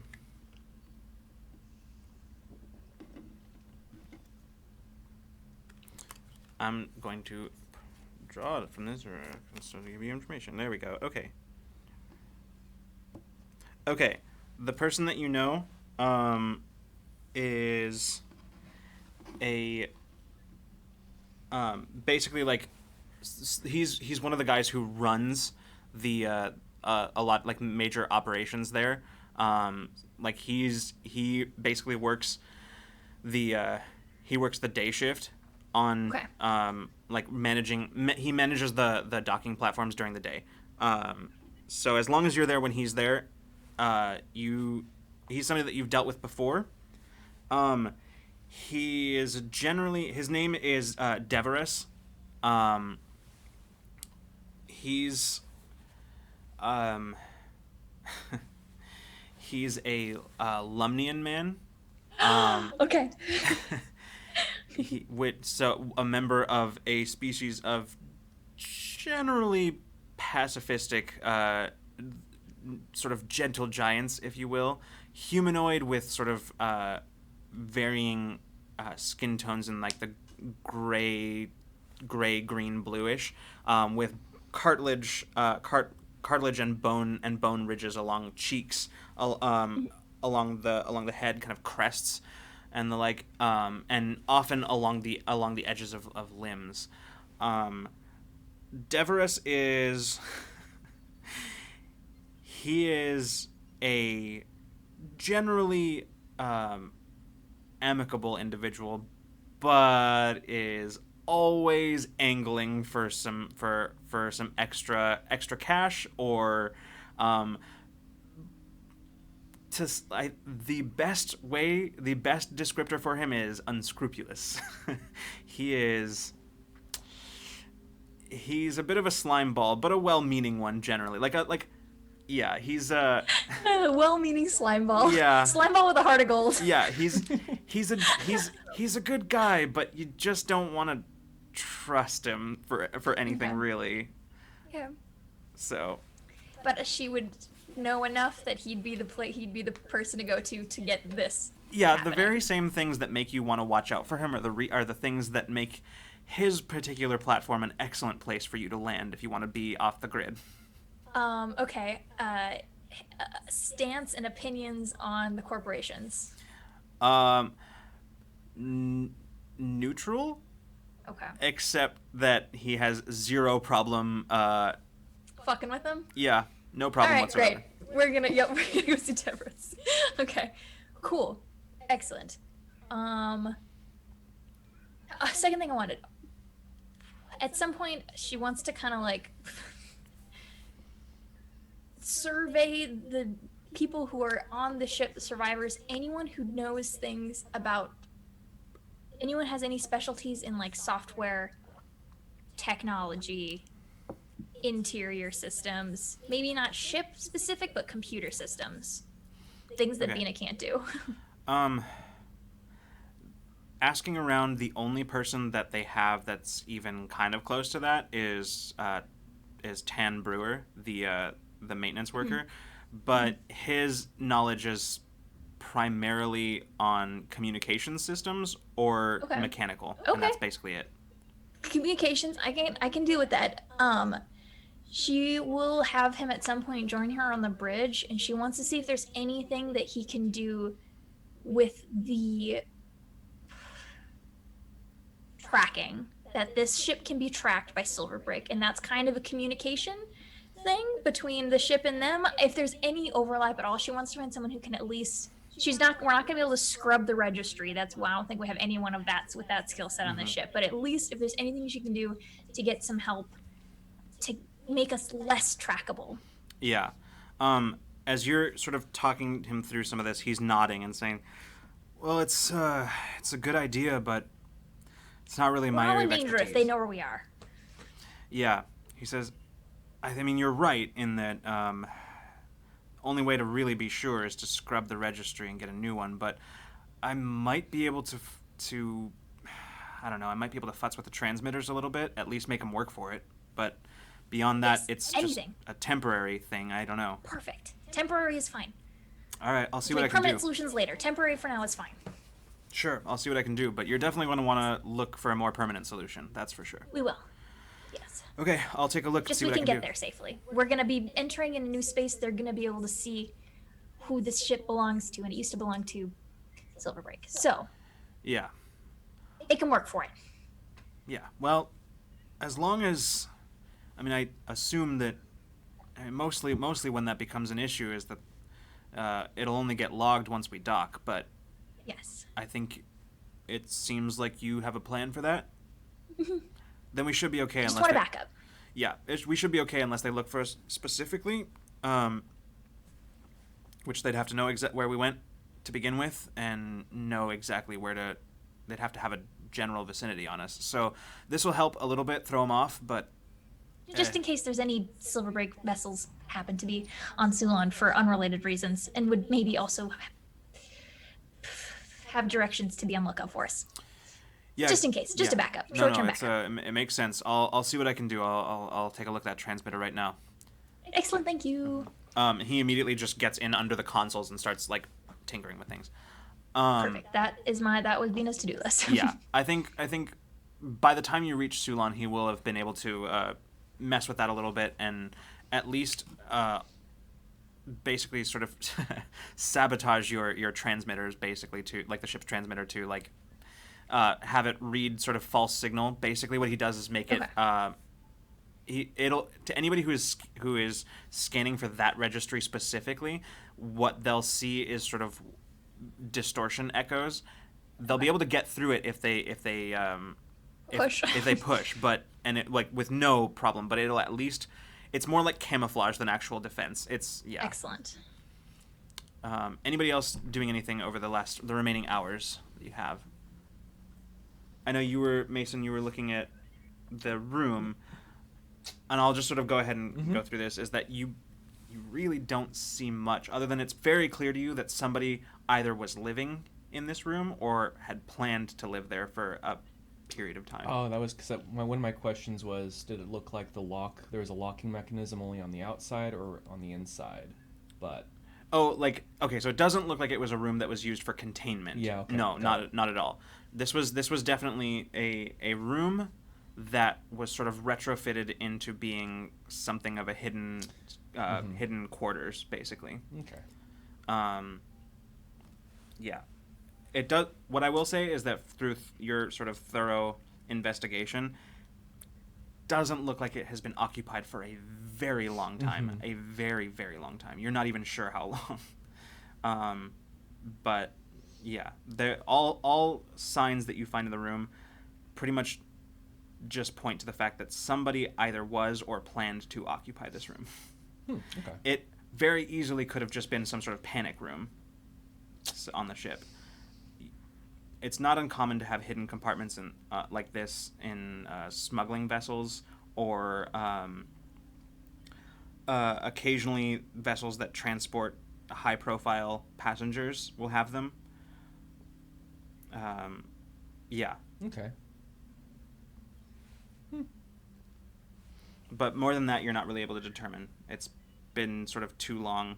If this were a crime scene, it would have been way too long for you to get any new evidence from it. Okay. Two things that I want to do just really quick.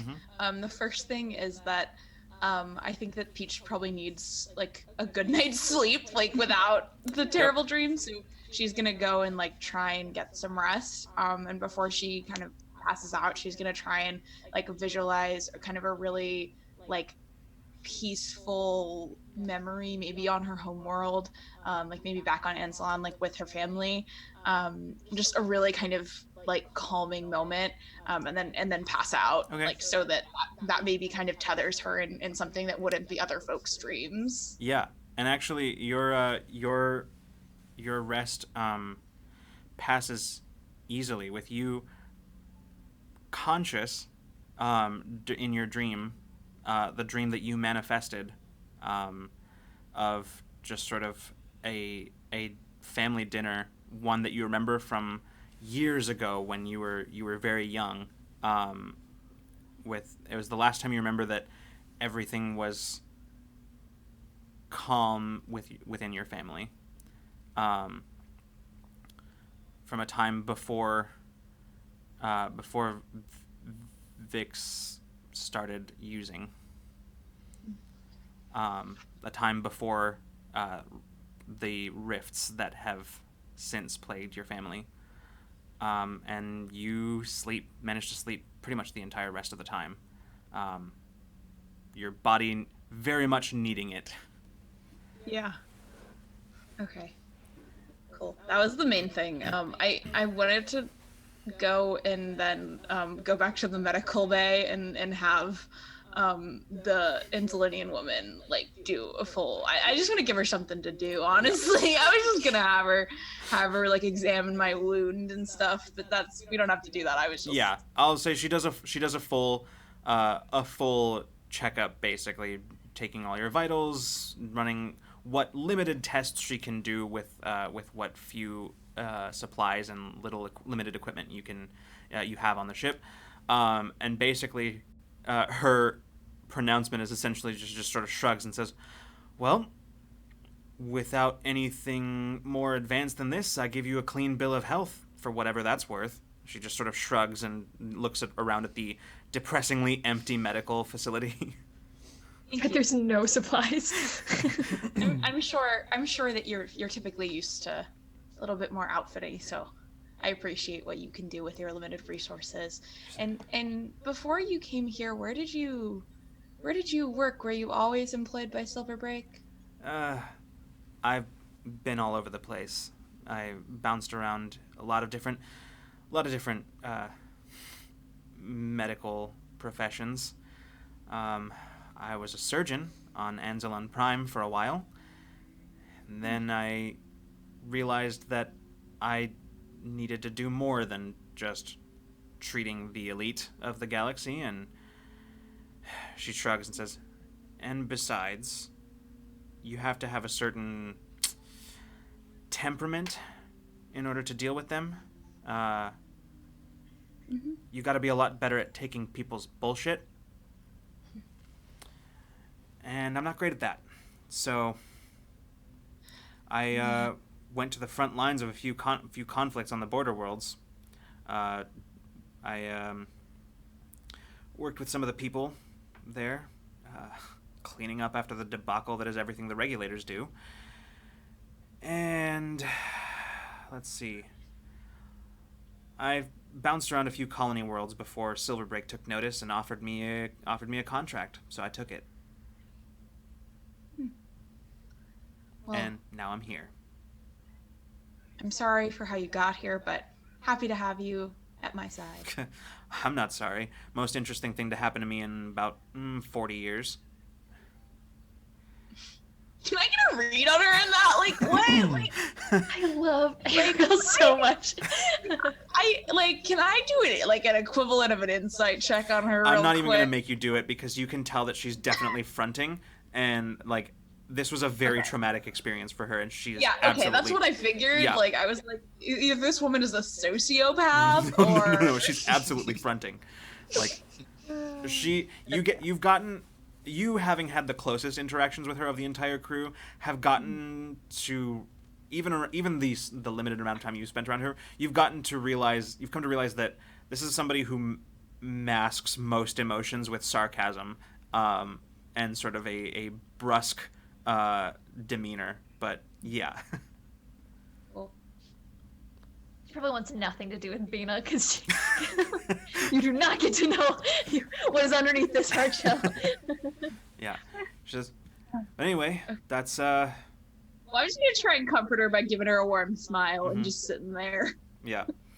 She doesn't return it, but she just sort of like gives you sort of like that kind of awkward sort of grimace, like, and goes back to sorting her, like, the instruments that she'd pulled basically out of her own medical kit, and is starting to like put them back in. And at about this point, Bina, you receive the indicator light that tells you that it's about time for to reach the point to drop out of FTL.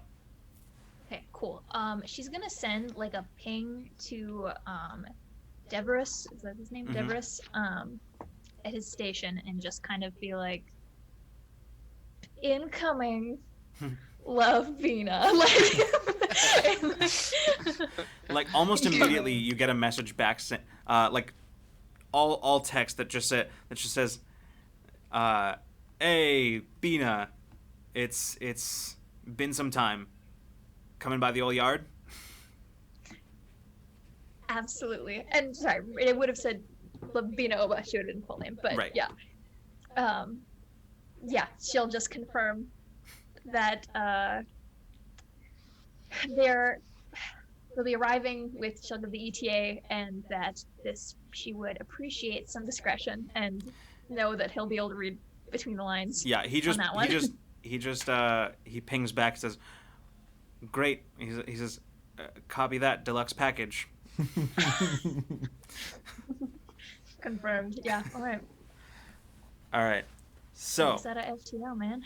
yeah, you all at wherever you are on the ship feel as the ship sort of shudders, at that telltale shudder as the ship drops out of FTL, that kind of weird sort of vertigo sensation as the artificial gravity in the vessel struggles for a moment to compensate. The star field outside the line. Slow down. Yeah. Oh, man. And you, Bina, in the cockpit, as space resolves around you once again, you see ahead of you an enormous object in space. A huge asteroid that is just free floating, far from any system, any solar system that you've seen, just sort of floating, kind of on the edge of, kind of in between, almost exactly halfway between two systems. It is just over the intercom in the ship. Everyone hears, "Welcome to Sulon, everybody," and she's gonna be like, "On your left, you will see the biggest asteroid you've ever seen in your life. We're gonna be there in about 10 minutes." That's so cool. Let's see. Would any of you be close to where with the passengers right now? Did you say there was like a sort of like a room with a view up top? Yeah, there is. I would probably be up there. Okay. If there's passengers up there. I think Peach would probably be at this point with passengers. Okay. They're sort of moving about the ship. They haven't. At first, they were reticent to leave the hold, but after a while, they kind of, after getting used to their new environment, they sort of started exploring, sort of wandering around the ship. Peach, as you're sort of near the hold with the passengers that have remained there, Lieutenant Decker walks over to you and he says, "Hey, just wanted to let you know that we've been talking, and we're not sure what we're gonna do. Few people wanting to go their own way, but we've agreed that we'll at least wait around to let you get the lay of the land, so to speak, and we'll hang around until that happens. And then a few people might try to lay low here. They've got family here. Some people are looking at disappearing entirely. Some, as much as I advise them against it, are looking to go home. But yeah." Yeah, thank you for letting us know. I think that once we get kind of a little picture of what we're dealing with, hopefully we can kind of advise you on the next steps, because you obviously have your freedom to go and do whatever you like, but I would hate for people to walk out and get hurt. Yeah, more or less the argument that I used to get everybody to agree to this. So we'll wait for any sort of confirmation of what things are like out there, and then we'll what comes. It says, Thank you for having that trust in us. "Got us here."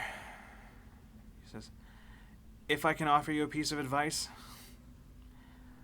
I think all of you deserve a drink." And he holds out his hand, and you can see as he's got some credit chits in his hand as he hands them over to you. He says, "They're on me." "Well," he shrugs, says, "they're on Silverbreak." Woo! I feel like that should just be a credits roll moment. Oh my God. Peach definitely just takes it and just nods really tiredly. Yeah, he kind of smiles and makes his way off to as somebody is sort of calling his attention. He says, I'll see you on the surface. And he makes his way away. Thank you. About 15 minutes later, you find yourselves finally securing the ship's landing in a dock in the city of Sulon. The flyover of the city, for those of you who have never been here, is incredible. You understood intellectually when you heard about this place that it was a city inside of a hollowed out asteroid, but seeing it is an entirely different thing. When you go through there is a city on the interior of this asteroid that rivals some of the skylines on Anzalon Prime. Not so much in its pristine beauty, but in the sheer scope of some of these buildings. There's an entire section that you fly over that is clearly made up still of some of the legacy ships of the first human colonies that landed here. The ships having been scuttled and turned into various building complexes, still to this day standing as a proud center of the city. You can see where other buildings have started to crop up as well in the styles of various other alien species represented. You can see Anzalonian buildings. You can see the squat and Spartan style, architectural style of the Keldro. You even see a few buildings that they're pretty clearly of like Orzai architecture, but most notably amongst all of these, standing out like a sore thumb against all of these architectures, are these structures that look sort of like inverted hives that dot the city in various places, seamlessly integrated with some of the other architecture of the place. As soon as you entered one of the tunnels from the outside into the center of the asteroid, maybe about flying no more than maybe about half a mile in, the ship's exterior sensors detect atmosphere, and full artificial gravity. Cool. Yes, Henry. Oh, sorry. I know. Thank you. Is the city all around the surface of the inside It the is. asteroid like a miniature Dyson sphere? Yes. Fuck That's yes. cool. Thank Yes, you it so is. much. That's sick. And what's more, in the center of all of this, there are some buildings that are sort of suspended. Oh my gosh. Like looking like connected from walkways from various directions, but spherical buildings suspended in the middle of all of this above the city. This is so cool. The particular port that you all are landing in is in the oldest part of the city, the part of the city that is still made up primarily of the scuttled vessels of the first human colonists. And as you land in that region, the spaceports, this one completely open to the city itself. You land. It looks very industrial. You can see where all the massive freight containers have been offloaded, and some that are being prepped for movement to an enormous storage yard that you can see attached to the port itself, with just a maze of shipping containers, large vessels, each one of them much larger than your own, all docked, not landed the way that you are, as most of them are not able to get into the platform itself. But you touch down without issue, and you currently on the bridge hear the humming of the ship's engines slowly ramp down, leaving just sort of a complete silence compared to what you've been experiencing for the past 24 hours. So, with that, welcome to Sulon. Ooh. Sulon. We made Alright, it. so Bina would know like procedure of this, like what normally happens now. Like, is she free to like disembark and use Yeah. the space? Is she supposed to talk to anyone? Almost Like- immediately, as soon as the ship has powered down, you can see an a sort of shady-looking individual. Shady only because he's looking like he's trying to look very inconspicuous, but not Trying to doing be cool. He's not doing a good job. He's just sort of like leaning against one of the support columns and then just pushes away from it, sort of stands away, and then just looks around, straightens his workman's jumpsuit, and glances around again, and just doesn't seem to know what to do with his hands. Bina will disembark. And And is he like nearby? He's like right by. yeah, where we he's landed? basically standing just about maybe 30 feet away from where the boarding ramp comes down. Oh my god, yeah. She'll come down and be like, "Your poker face is as great as ever." He looks at you and he goes, "Hey, there she is," and Good to see you, Devros. he steps forward and says, "So, not that it's not good to see you, but I mean, here you are on the dock, and I don't see any credits in my hands, so."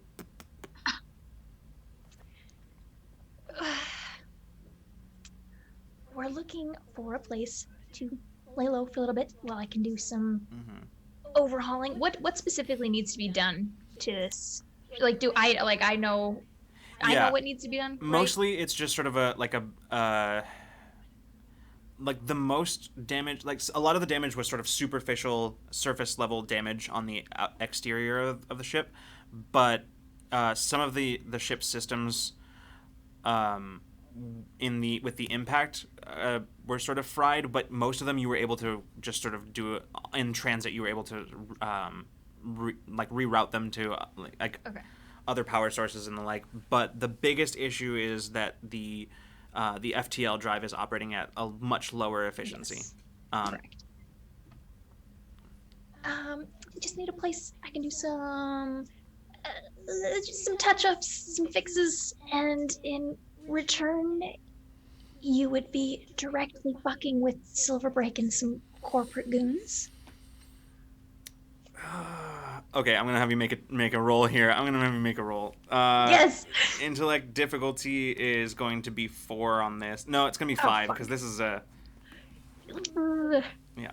But Okay, before you ask, it's yes, this is a just- pleasant social interaction. Okay, so here's what's up. My one of my skills, social interactions, pleasant or otherwise.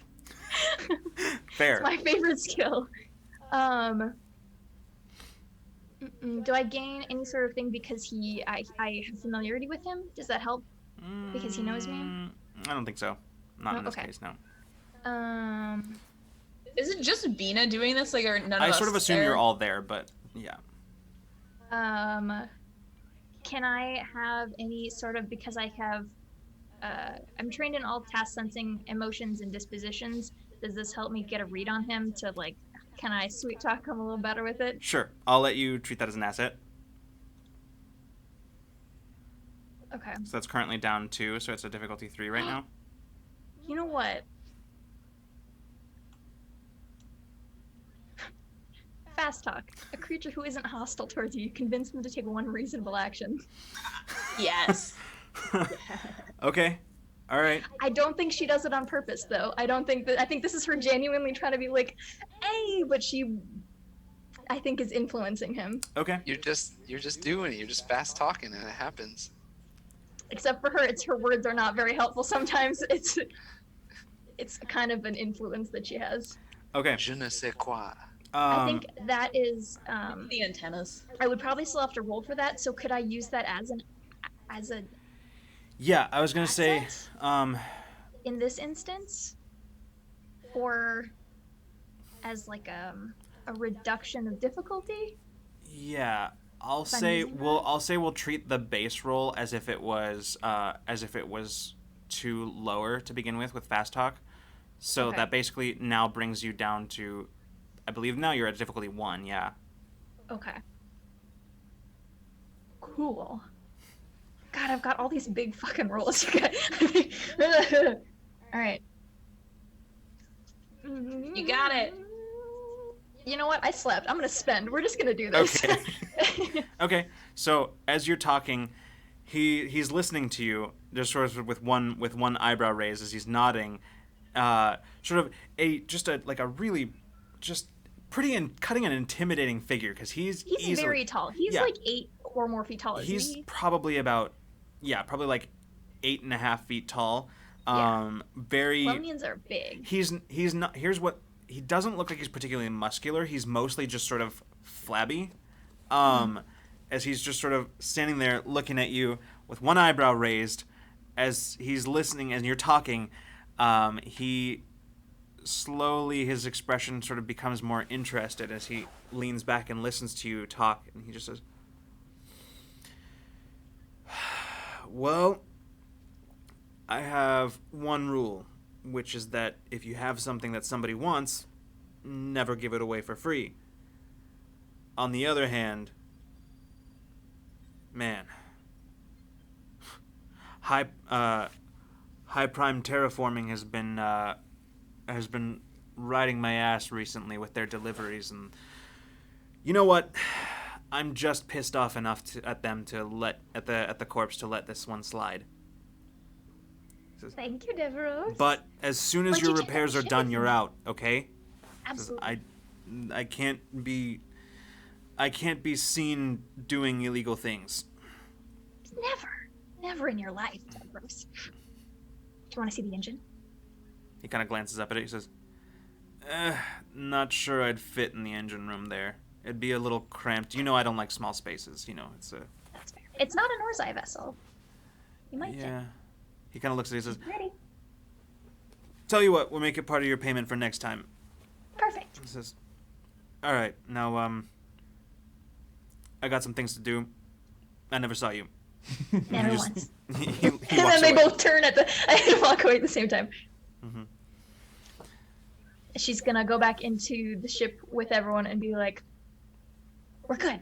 We gotta move fast, but we're good for now." Okay, where are we moving? What are we doing? Repairs. Our FTL drive is running harder than it should. I need to get that set up before we can really go anywhere. We'll probably need a refuel. Probably try to repair Maybe some a good superficial meal? damage. A good meal. Anyone Good up for meal. dinner? Yes, excellent. And I want to look into doing some more illegal things. So they can track us right now in the ship, and it's registered Silverbreak.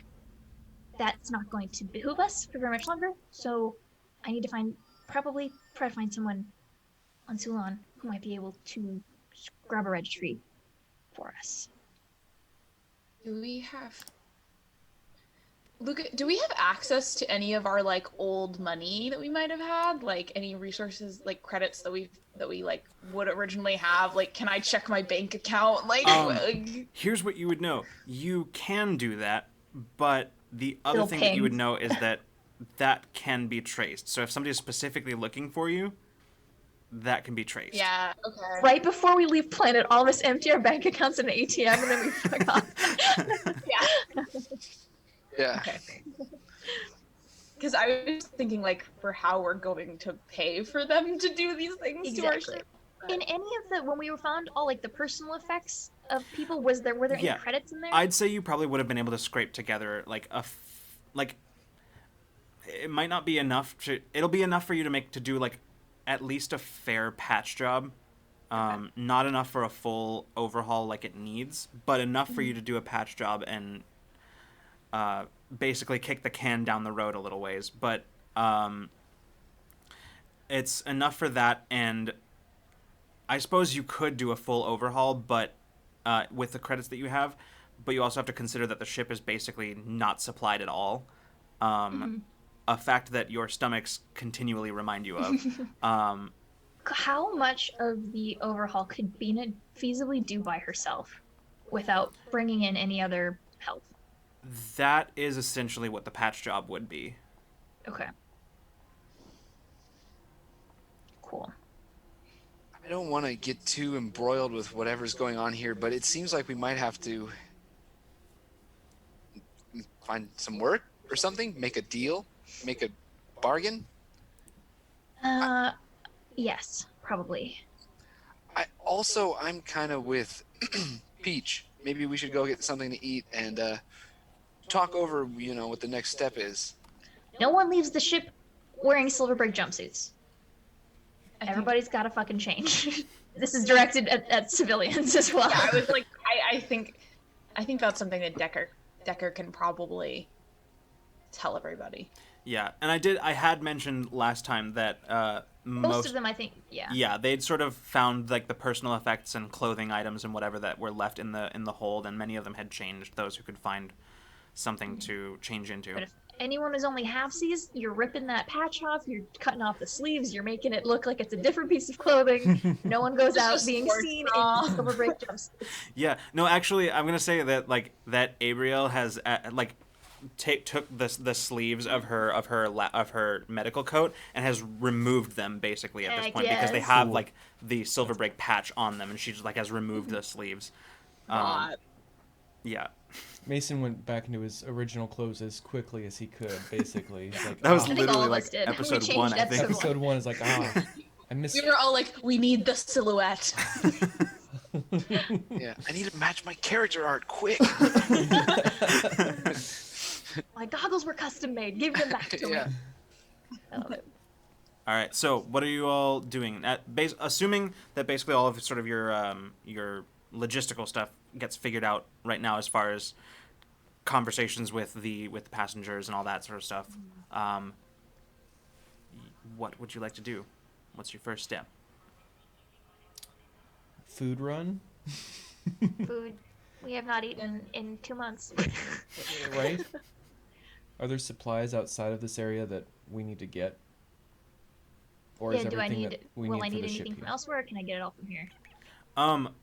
I'll say this. Well, let's go ahead and say Coleman, having been the quartermaster, would have offered to make a supply run while you are all working on the repairs.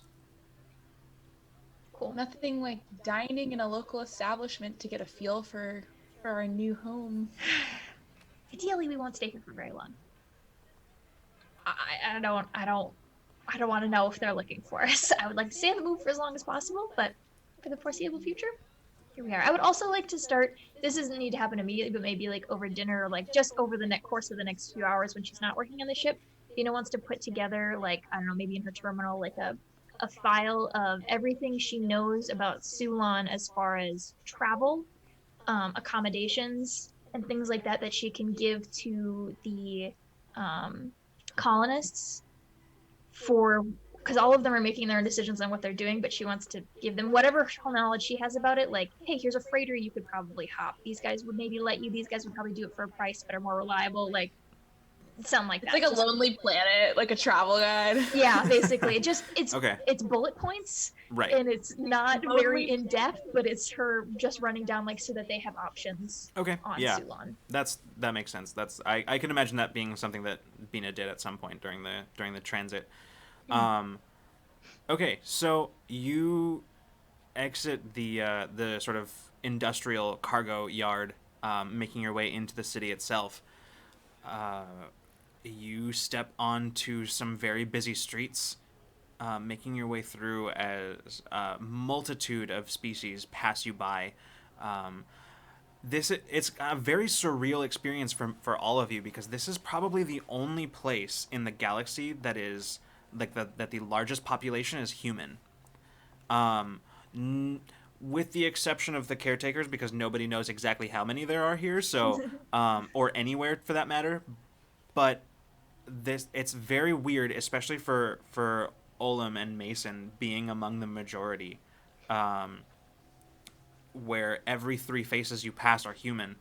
One of the Despite first the party makeup, we are not average. Yeah. We are not normal.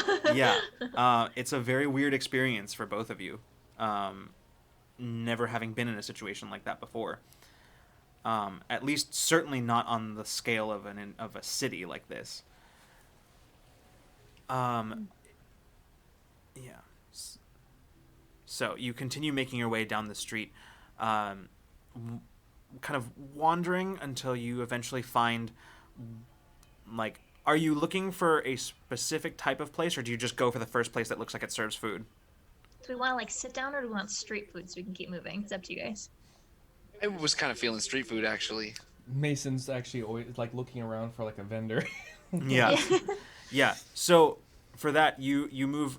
You have to walk a significant ways away from the industrial yard, but you eventually do make your way towards a much more populous square, where you can see just a variety of vendors of all species, cuisines from many different worlds, just sort of here at your disposal. So like some Orzai comfort food.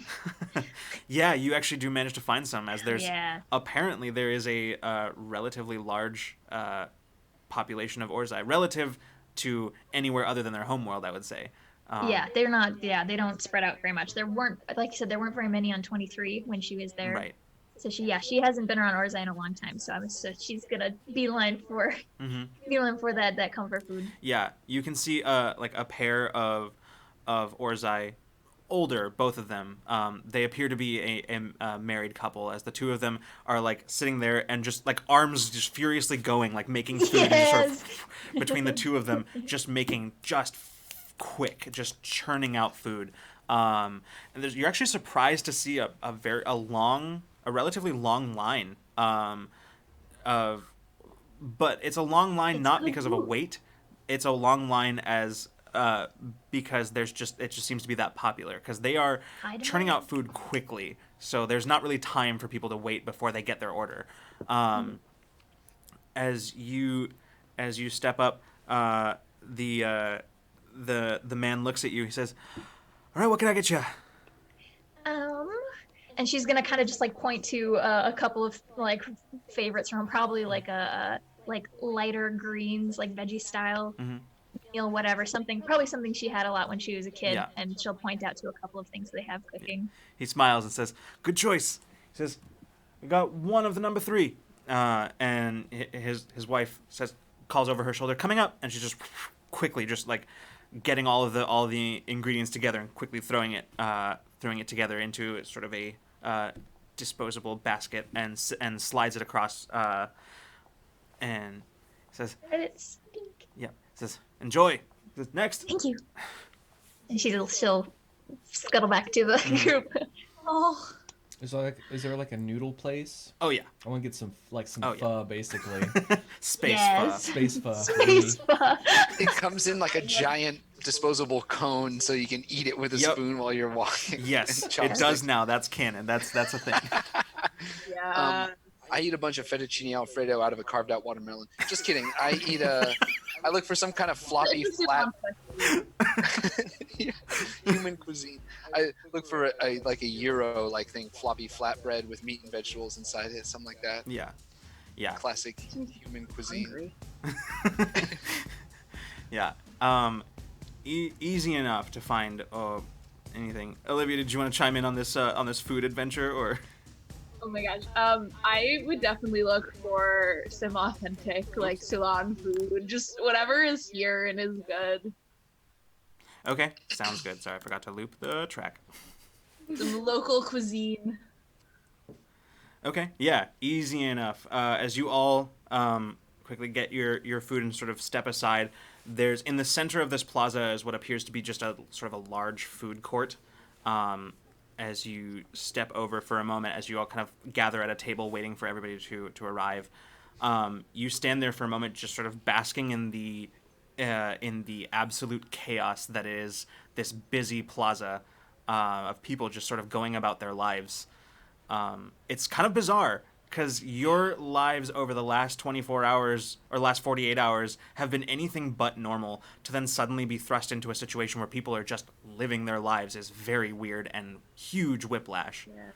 I don't know if this is a common human experience that most people have, or if this is just a me thing, but if I'm ever like in like a loud, visually stimulating place, I like it's what is it? It's so busy that I can't hear or so loud that I can't see. Like one of those like I think Bina's having a little bit of that, but specifically because there's a lot of like this is the most people she's been around in a while, I think, and so she's like delighted, but like you can kind of see that she's like having trouble focusing on things. Yeah. And she'll remember her food and eat for a little bit, but then like people watch and like she'll like get like an emotion that she's like, oh, interesting. And like Sabina's a little bit like riled up right now, I think. Yeah, and I will say, as far as your like your empathic abilities go, you at first the most people. At first it was a lot. It was almost as bad as when you first woke up from cryosleep, but it quickly managed to sort of dull. So now it feels it's a little more acute. In fact, yeah, that's what I'll say. You've never been particularly great at picking out more than just sort of blurry emotions in a crowd. Yeah. But right now, you're not sensing them more intensely. You're sensing them with more clarity. Specifically. Yeah. Okay. As people are walking by. She got glasses. Yeah. Emotional glasses. She can see the leaves on the tree now.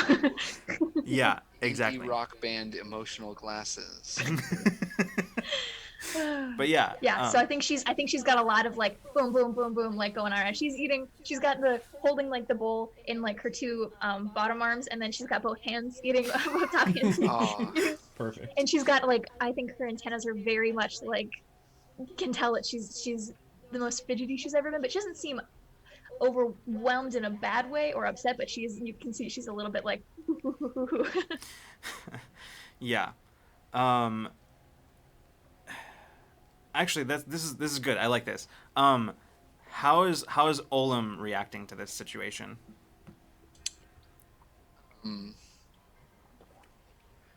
I think as he eats, it's starting to hit him how far out of his element he's been in the last few days. And even though this city is probably way more populous and busy than where he's from on Anzalon 3, it shares some similarities. Like his thoughts are starting to drift, I think, back to his aunt and his school and his aunt's gambling friends and his friends, his like acquaintances and his home and his bed.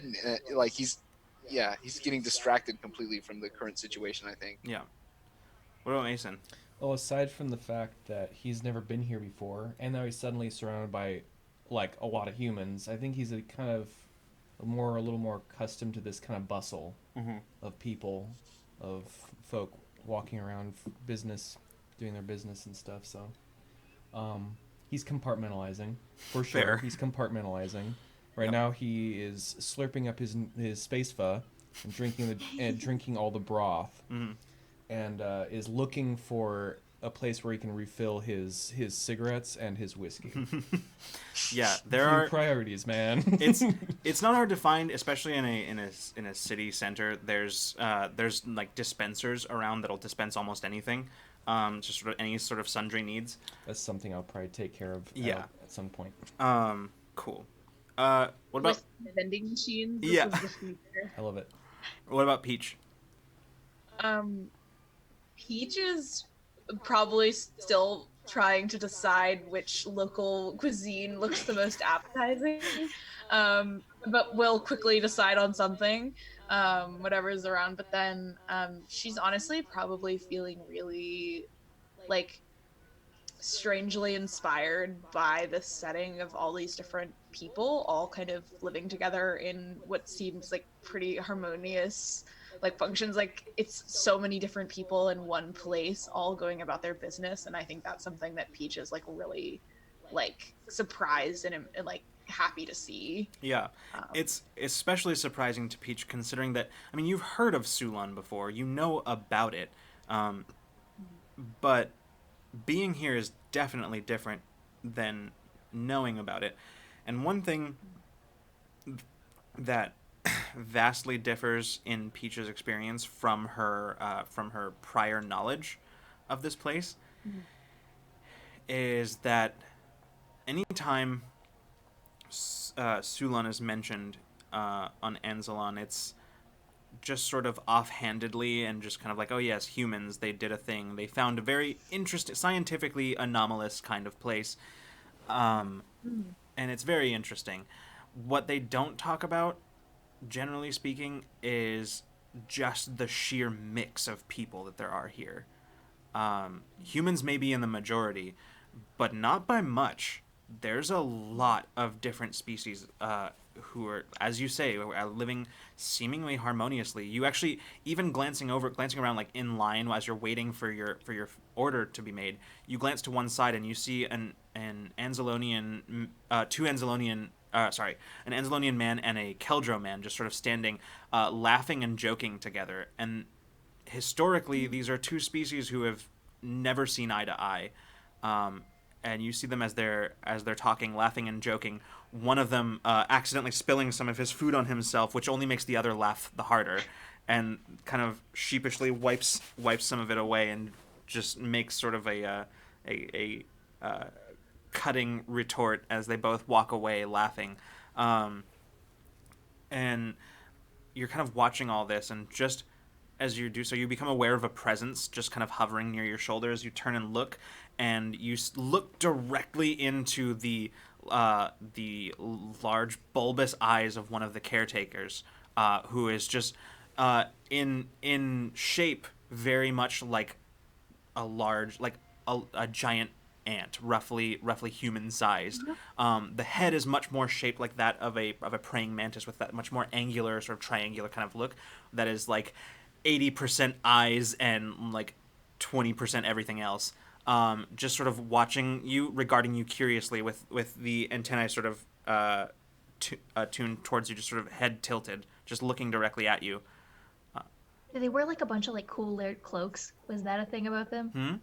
Do they wear like a bunch of like layered cloaks? Is that kind of their attire, or am I thinking of someone else? A lot of them look like just sort of tattered. It looks like kind of tattered, layered kind of kind of wrapping. But yes.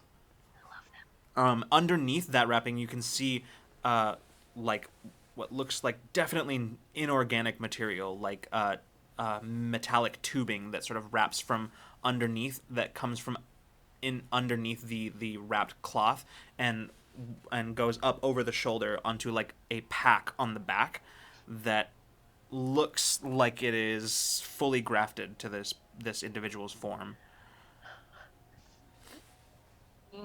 Did I cut you in line? Just sort of head tilts, and you just hear that sort of like clicking sound that seems to be some form of maybe communication. It's hard to say. Just sort of like clicking, and just head just keeps tilting, just looking at you, just sort of. And then eventually, they turn and just start wandering back through the crowd. Would I know, like, have I interacted with caretakers before? Like, would I Probably know? not. Yeah, like, would I know? I mean, I would probably know, like, kind of vaguely what it is. Yeah. Just, like, but, like, I couldn't get a read on them in any way. Nope. As you're sort of standing there, there's a human woman who's standing in line near you. She looks, and as you make eye contact with her, she smiles. She says, they take some getting used to, but they're friendly. They just they can always tell when somebody's new to the station or to the city. They're always curious. Oh, that was a friendly hello. What passes for it with the caretakers, yes. Okay. Good to know. Mostly they're curious. It's a little unsettling if you don't really know what you're seeing, but they're harmless. And can you recommend me anything from this place? She says, I would get. She kind of looks over at you and smiles and says, "Trust me." And she goes over and she orders something from the vendor, and she comes back with another like basket of what looks like these. It looks like some sort of nut. That looks like it might be it's glazed with some kind of sauce. And she hands it to you. She says, "This is my favorite thing. It's what I get for lunch every day." Thank you. Mm-hmm. And I'm gonna hand her like a credit, just like she says, because don't worry about it. Welcome to Sulon. Thank you. It's very kind of you. And I'm gonna take a big bite. Yeah. In front of me. It's at first the texture is the thing that surprises you the most because you're expecting kind of like a nut, but it actually is soft. You bite into it like a soft cheese, and as you take that bite, there's sort of a mixture of sweet and savory that just sort of explodes in your mouth. That it's very intense flavor. You are definitely going to need something to drink, but it is delicious and filling. I'm gonna just put 2 thumbs up and just continue to shut because I'm probably Peach is probably really hungry, but when you're so hungry that you don't realize it until you take a bite. Yep. I'm sure you and Caitlin know very well, Lucas. But Okay, attack me. Why don't you? Calling us out for having bad food management skills. I guess I will take several points of intellect damage. Anyway. Sorry, I paused as I realized that I have eaten not enough today. Anyway, that's for later. The point is, as you gesture your approval, she has her mouth full as well, and she smiles and says, "Right." And she is already making her way back through the crowd towards one of the buildings on the edge of the plaza. I'm gonna go sit down and make everyone try one of the fancy nuts. Yeah. So, as you're sitting, I'm gonna say, Mason, you're the first one to notice. As you're sitting there eating, sort of having just sort of small talk conversations, Mason, you glance over and double take because you, in a storefront nearby, you see your face. And then you see Bina's and Olam's and Peach's faces on what looks to be some sort of news broadcast. And as you're looking, you look a little closer and you see the headline is 4 fugitives at large after deadly terrorist attack. I think Bina picks up on that spike of anxiety immediately, and will follow your line of sight. Is the picture of me with or without the hat? It's without the hat. It's an old photo of you in regulator uniform. Oh, cool! I'm just gonna tilt my hat even further down on my face. Good up. We're good. You see that, Bina? Mm-hmm. Yep. Mm-hmm. Yep. Mm-hmm. The other 2 of you immediately probably feel anxiety in waves. I look around till I figure out what everybody's looking at. I follow everyone's. We all just follow. By this point, all of you are seeing it. Oh God. We need to no. We gotta go. We gotta go right now. Time to go. There is one more thing, Bina. As you're standing there, you feel a surge, an emotional surge around you of intent. As you look around, sort of following it, you can see you pinpoint 3 different individuals in the crowd who are sort of making their way towards you. One of them is doing a fair job not looking like he's walking towards you, but the other 2 are looking directly at you. Bina immediately, one hand for each of her friends. We gotta go. As you're she's gonna use the crowd to her advantage. She's gonna I think she's gonna grab Peach's upper arm and make her duck down. Bina is small and Ken is used to duck and weaving. She has some tall friends. She's gonna try to use her smallest to her advantage to try to duck us through some space she wants out of here. Okay. I'm gonna pop my collar and just kind of Yeah. There is a brief moment as a large crowd of people passes between you and them, and Bina, you take your moment and you go, pulling people with you.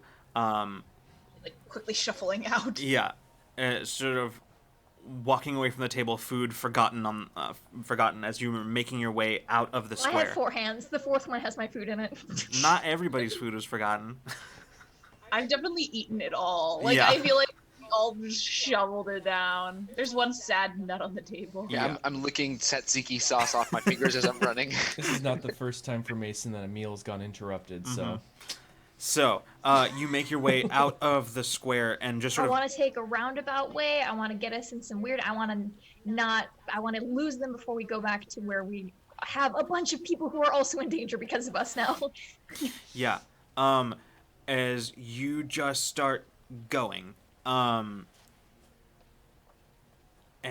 as you start making your way, weaving through people, around through buildings, kind of taking sideways off of the main drag that you came down, as you're leaving the square, with a quick glance back, Olam, you can see that these individuals that Bina pinpointed are now like kind of pushing their way through the crowd, trying to like make their way towards where you are.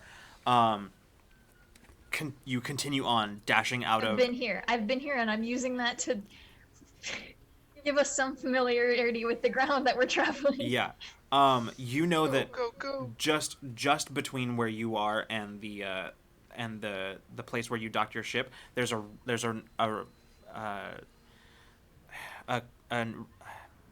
district of the city that is very maze-like in its construction. It was a bunch of buildings that it was one of the earliest non-legacy ship sectors of the city that was built, and therefore there was not really any planning behind it, and it just sort of built on that, and it's just sort of this massive maze of structures. And there's shit like that on 23, so she Yes. definitely has familiarity with this type of ground. Yeah, so you quickly dart in there, hoping to lose your pursuit in that maze of buildings. You just start taking turns, basically. Just start making your way through it, trying to keep a sense of like which direction you're going, but just randomly taking turns.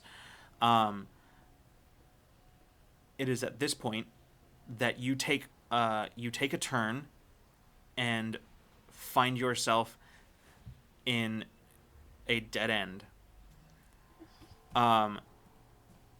You kind of stop and go, okay, no, turn around and start going back the other way.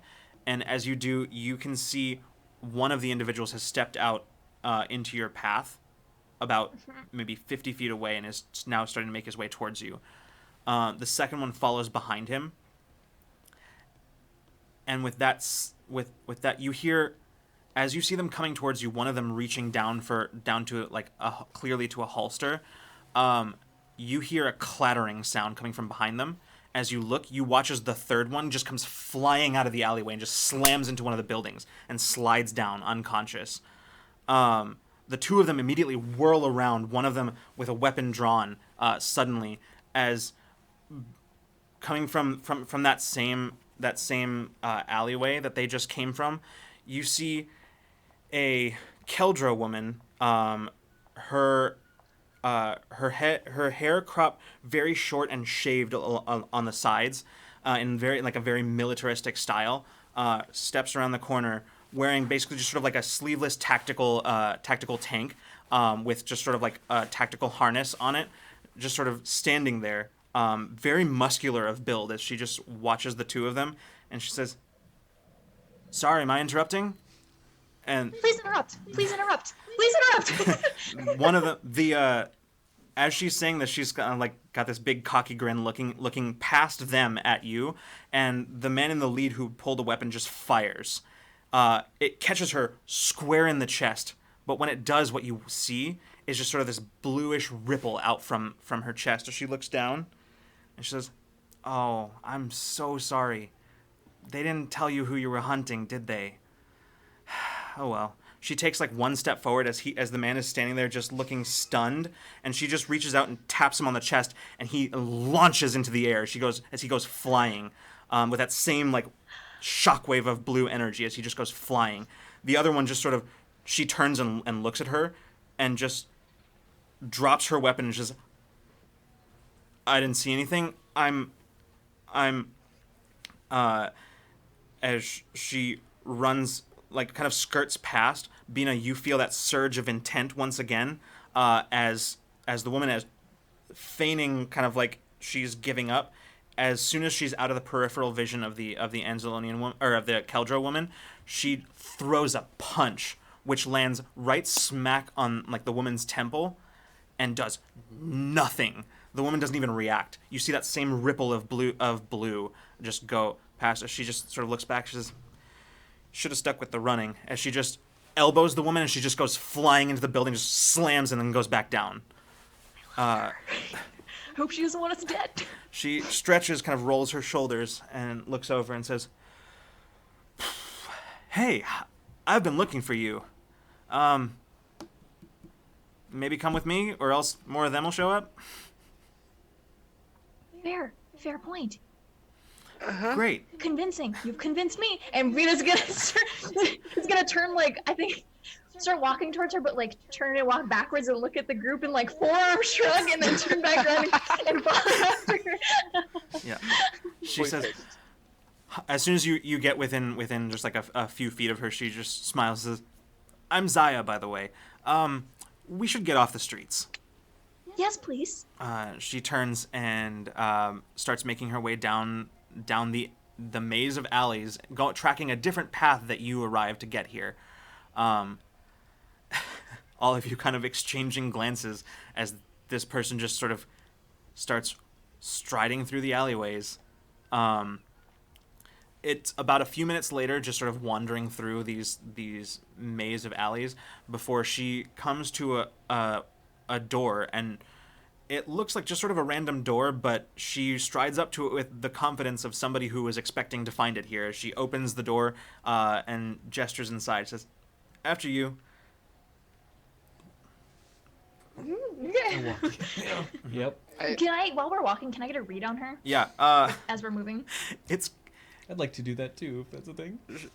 sure. Emotionally, what you get from her right now is she's in a weirdly good mood. Like, Just chill. Just like Yeah. it's a great day. Great Yeah. Tuesday. Oh, Yeah. man. she's in a weirdly good mood right now. And she just sort of holding the door open, just waiting for you to go in. I don't even. I think I'm gonna have you make a roll. It's not gonna be a very high roll, but like difficulty. It's gonna be a difficulty 2 intellect. Okay. I can do that. Mhm. 19. Oh, God. 19. Oh shit! Yeah. Okay, so Nice. you kind of look at her, and there's no mistaking that she has that military bearing, that military stance. Somebody who has had like military training. In fact, it's training that you recognize very well because you yourself had it. It looks like both of you are, which isn't surprising given that she's Keldro. The being that both of you would have probably had to have served the mandatory term in the military of the Ascendancy's military. It is some people who just serve the mandatory term. They after enough time away, some of that fades, but hers is as sharp as ever. You see as she just sort of standing there grinning, has the bearing of somebody who, like, she looks like a brawler. Perfect. She has that sort of bearing. The disciplined military stance, but also that sort of like eased, relaxed kind of slight slouch that indicates somebody who is ready to just throw a punch at any moment. And basically that's the read that you get. You get also very similar to Bina, that she looks like she's having a great day. Okay. Like, was she in the regulators? Or was it different? You know, there's not really a way of telling that just from looking at her. No tattoos, or... But there is something that seems oddly familiar about her bearing, though you can't quite put your finger on it. But if you had to guess, you'd say probably. Okay. What can you get for a minor effect on a cold read like that? You know what? Anything else? Any other information? Actually, yeah, any other information that you'd want to... specific information? I don't know. If she seems really happy tell you what, I'll give you this. She doesn't give off the vibe of somebody who's just cornered prey. Right, we're not no ill intent really. Yeah. Yeah. I'll give you that much for free That's- with the minor effect. That was where I was gonna go with Yeah. that. Yeah. And as you step inside, you're in it's an apartment. It looks like an apartment building that looks like it probably hasn't been occupied for quite some time. And she walks down the hall, kind of pushes past you once you're all in, closing the door behind her, pushes past you a little bit, and takes the stairs down to the lower level, down towards the basement. Following her down, you end up in what looks like it was probably the equivalent of like a boiler room, basically, where like all the hot water stuff would have been. And she starts just messing with knobs. Mind you, most of this equipment looks like it hasn't functioned in a very long time, and she's just messing with knobs. And then finishes, stops, thinks for a moment, turns a few others, and then steps back and sits on a box. She says, "Just be about a minute or so." She says, "So, it's really good to meet you in person." You're the first person to probably have that reaction to us in the past couple of days, but Oh yeah. Who are you? Yeah. Also, wait a minute till what? What's gonna happen after you pull those knobs? What? Oh, just secret stuff. Bina sits as well. She's like, Yeah. all right, I sense no malicious intent right now. Let's party, man, I guess. Well, I told you. Weird shit's happened in the past 48 hours. I told you. My name's Zaya. Which she says as if that explains everything. She says, Bina Oba, these are my friends. "Yes, I have seen your faces on so many bulletins recently. It's Unfortunate. it's yeah. kind of ridiculous." How long have the bulletins been advertised? How long have we been on the news? Oh, maybe about the last. They appeared about 8 hours ago. Yeah, that seems about right. She says, "But you'll be happy to know that I'm really glad that you must have found Wire's message, right? I mean, otherwise, why would you be here? Other than it's a great place to disappear and really unscrupulous individuals who are willing to take a bribe for just about anything. All of the above, yes. Great, yeah. Well, good. Well, I'm glad I found you because she like looks at the now empty food container that Bina's holding, that she says, "Looks like you took some detours." Yes, we haven't eaten in 2 months. Right, yeah. Yeah. Cryo Not an sleep, it'll do that to exaggeration. you. Well, I know you have a lot of questions. I also have a lot of questions, so hopefully we'll get We're in good answers company. together. We also have a bunch of refugees and survivors from the shit that happened on the planet. Are they in danger? They're probably in danger. That was a stupid question. How can we help them? Oh, they're You seem to know what's going on. well. better. I didn't know that you had arrived, so they're probably okay for now.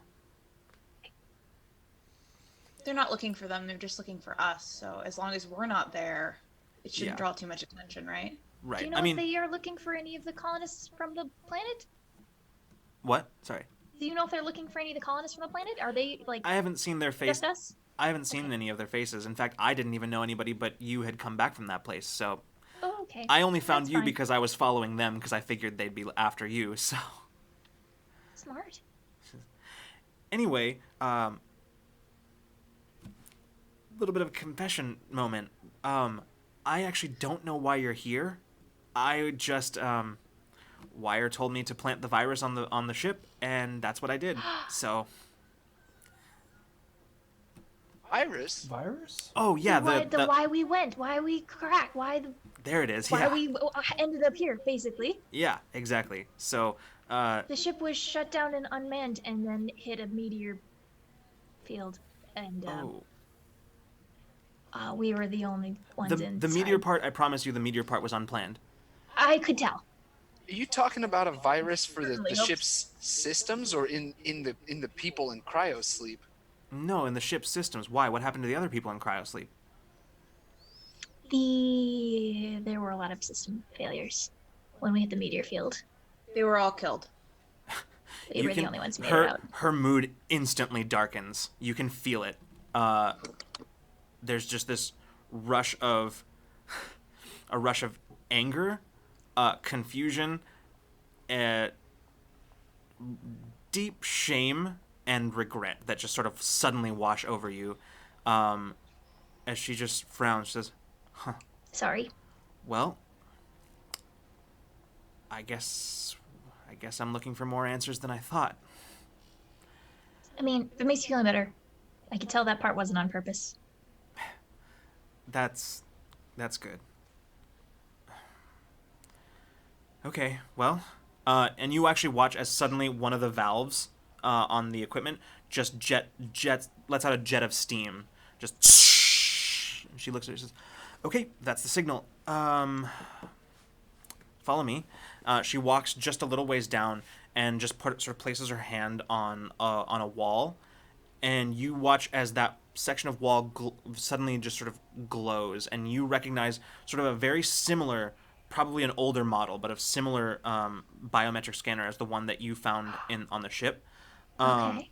That just sort of scans her palm, and then you watch as the section of wall just sort of displaces and slides aside. She says, "Answers await." I like the sound of that. Yeah. I go. Yeah. And we'll get them. Yeah. We will. And you can see as her face sort of hardens into sort of a determination, and then cracks the smile again. She says, "All right, let's go."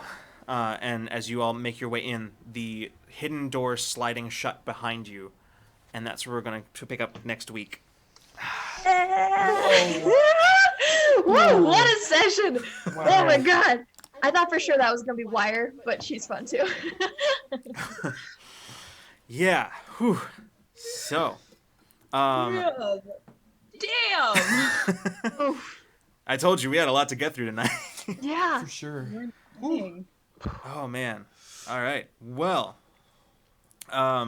we are here at the end of our show. So first of all, thank you everybody for hanging out with us. Those of you who the whimsies who are still around from the raid, thank you so much for sticking around. I'm so glad that you came.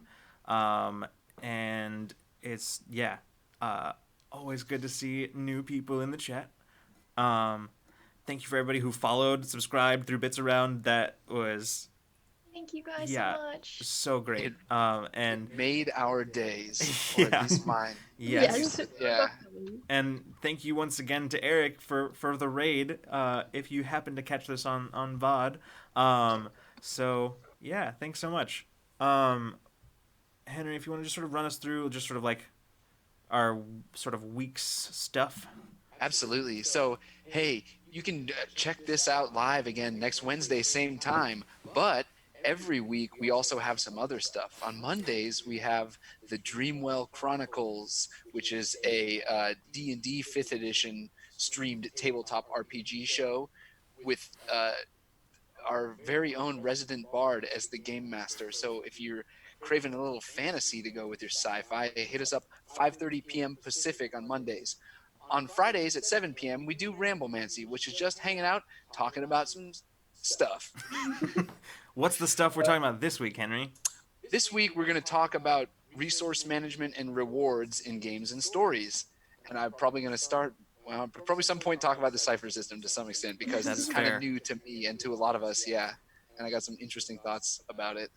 Yes, and I agree, Geek Out's brilliantly DM'd by John. So Absolutely, yeah, that show, oh yeah. A whole other show, whole other cast. Yep. It's fun. Yes. Yes, that Dreamwell Chronicles is John's home game, which he is streaming a limited run of episodes of. So yeah, check them out. They're on a boat. They're on a boat. I know, I've been seeing, I think I said this before, but weird parallels between this show and that, except for nautical rather than interstellar. Yeah. All That's right. really cool. Sides of the same coin. Yeah. All right. Well, thanks so much, everybody. Thank you for for showing up at all. Thank you for hanging out with us till the end. If you want to keep the fun times going, you can join our Discord, which Caitlin just sort of threw I in didn't the know you chat. were going to that announcement. Yeah, but other than that, we'll see you the next time you decide to come roll with us. Good night, everybody. Thank you so much for being here. Good night.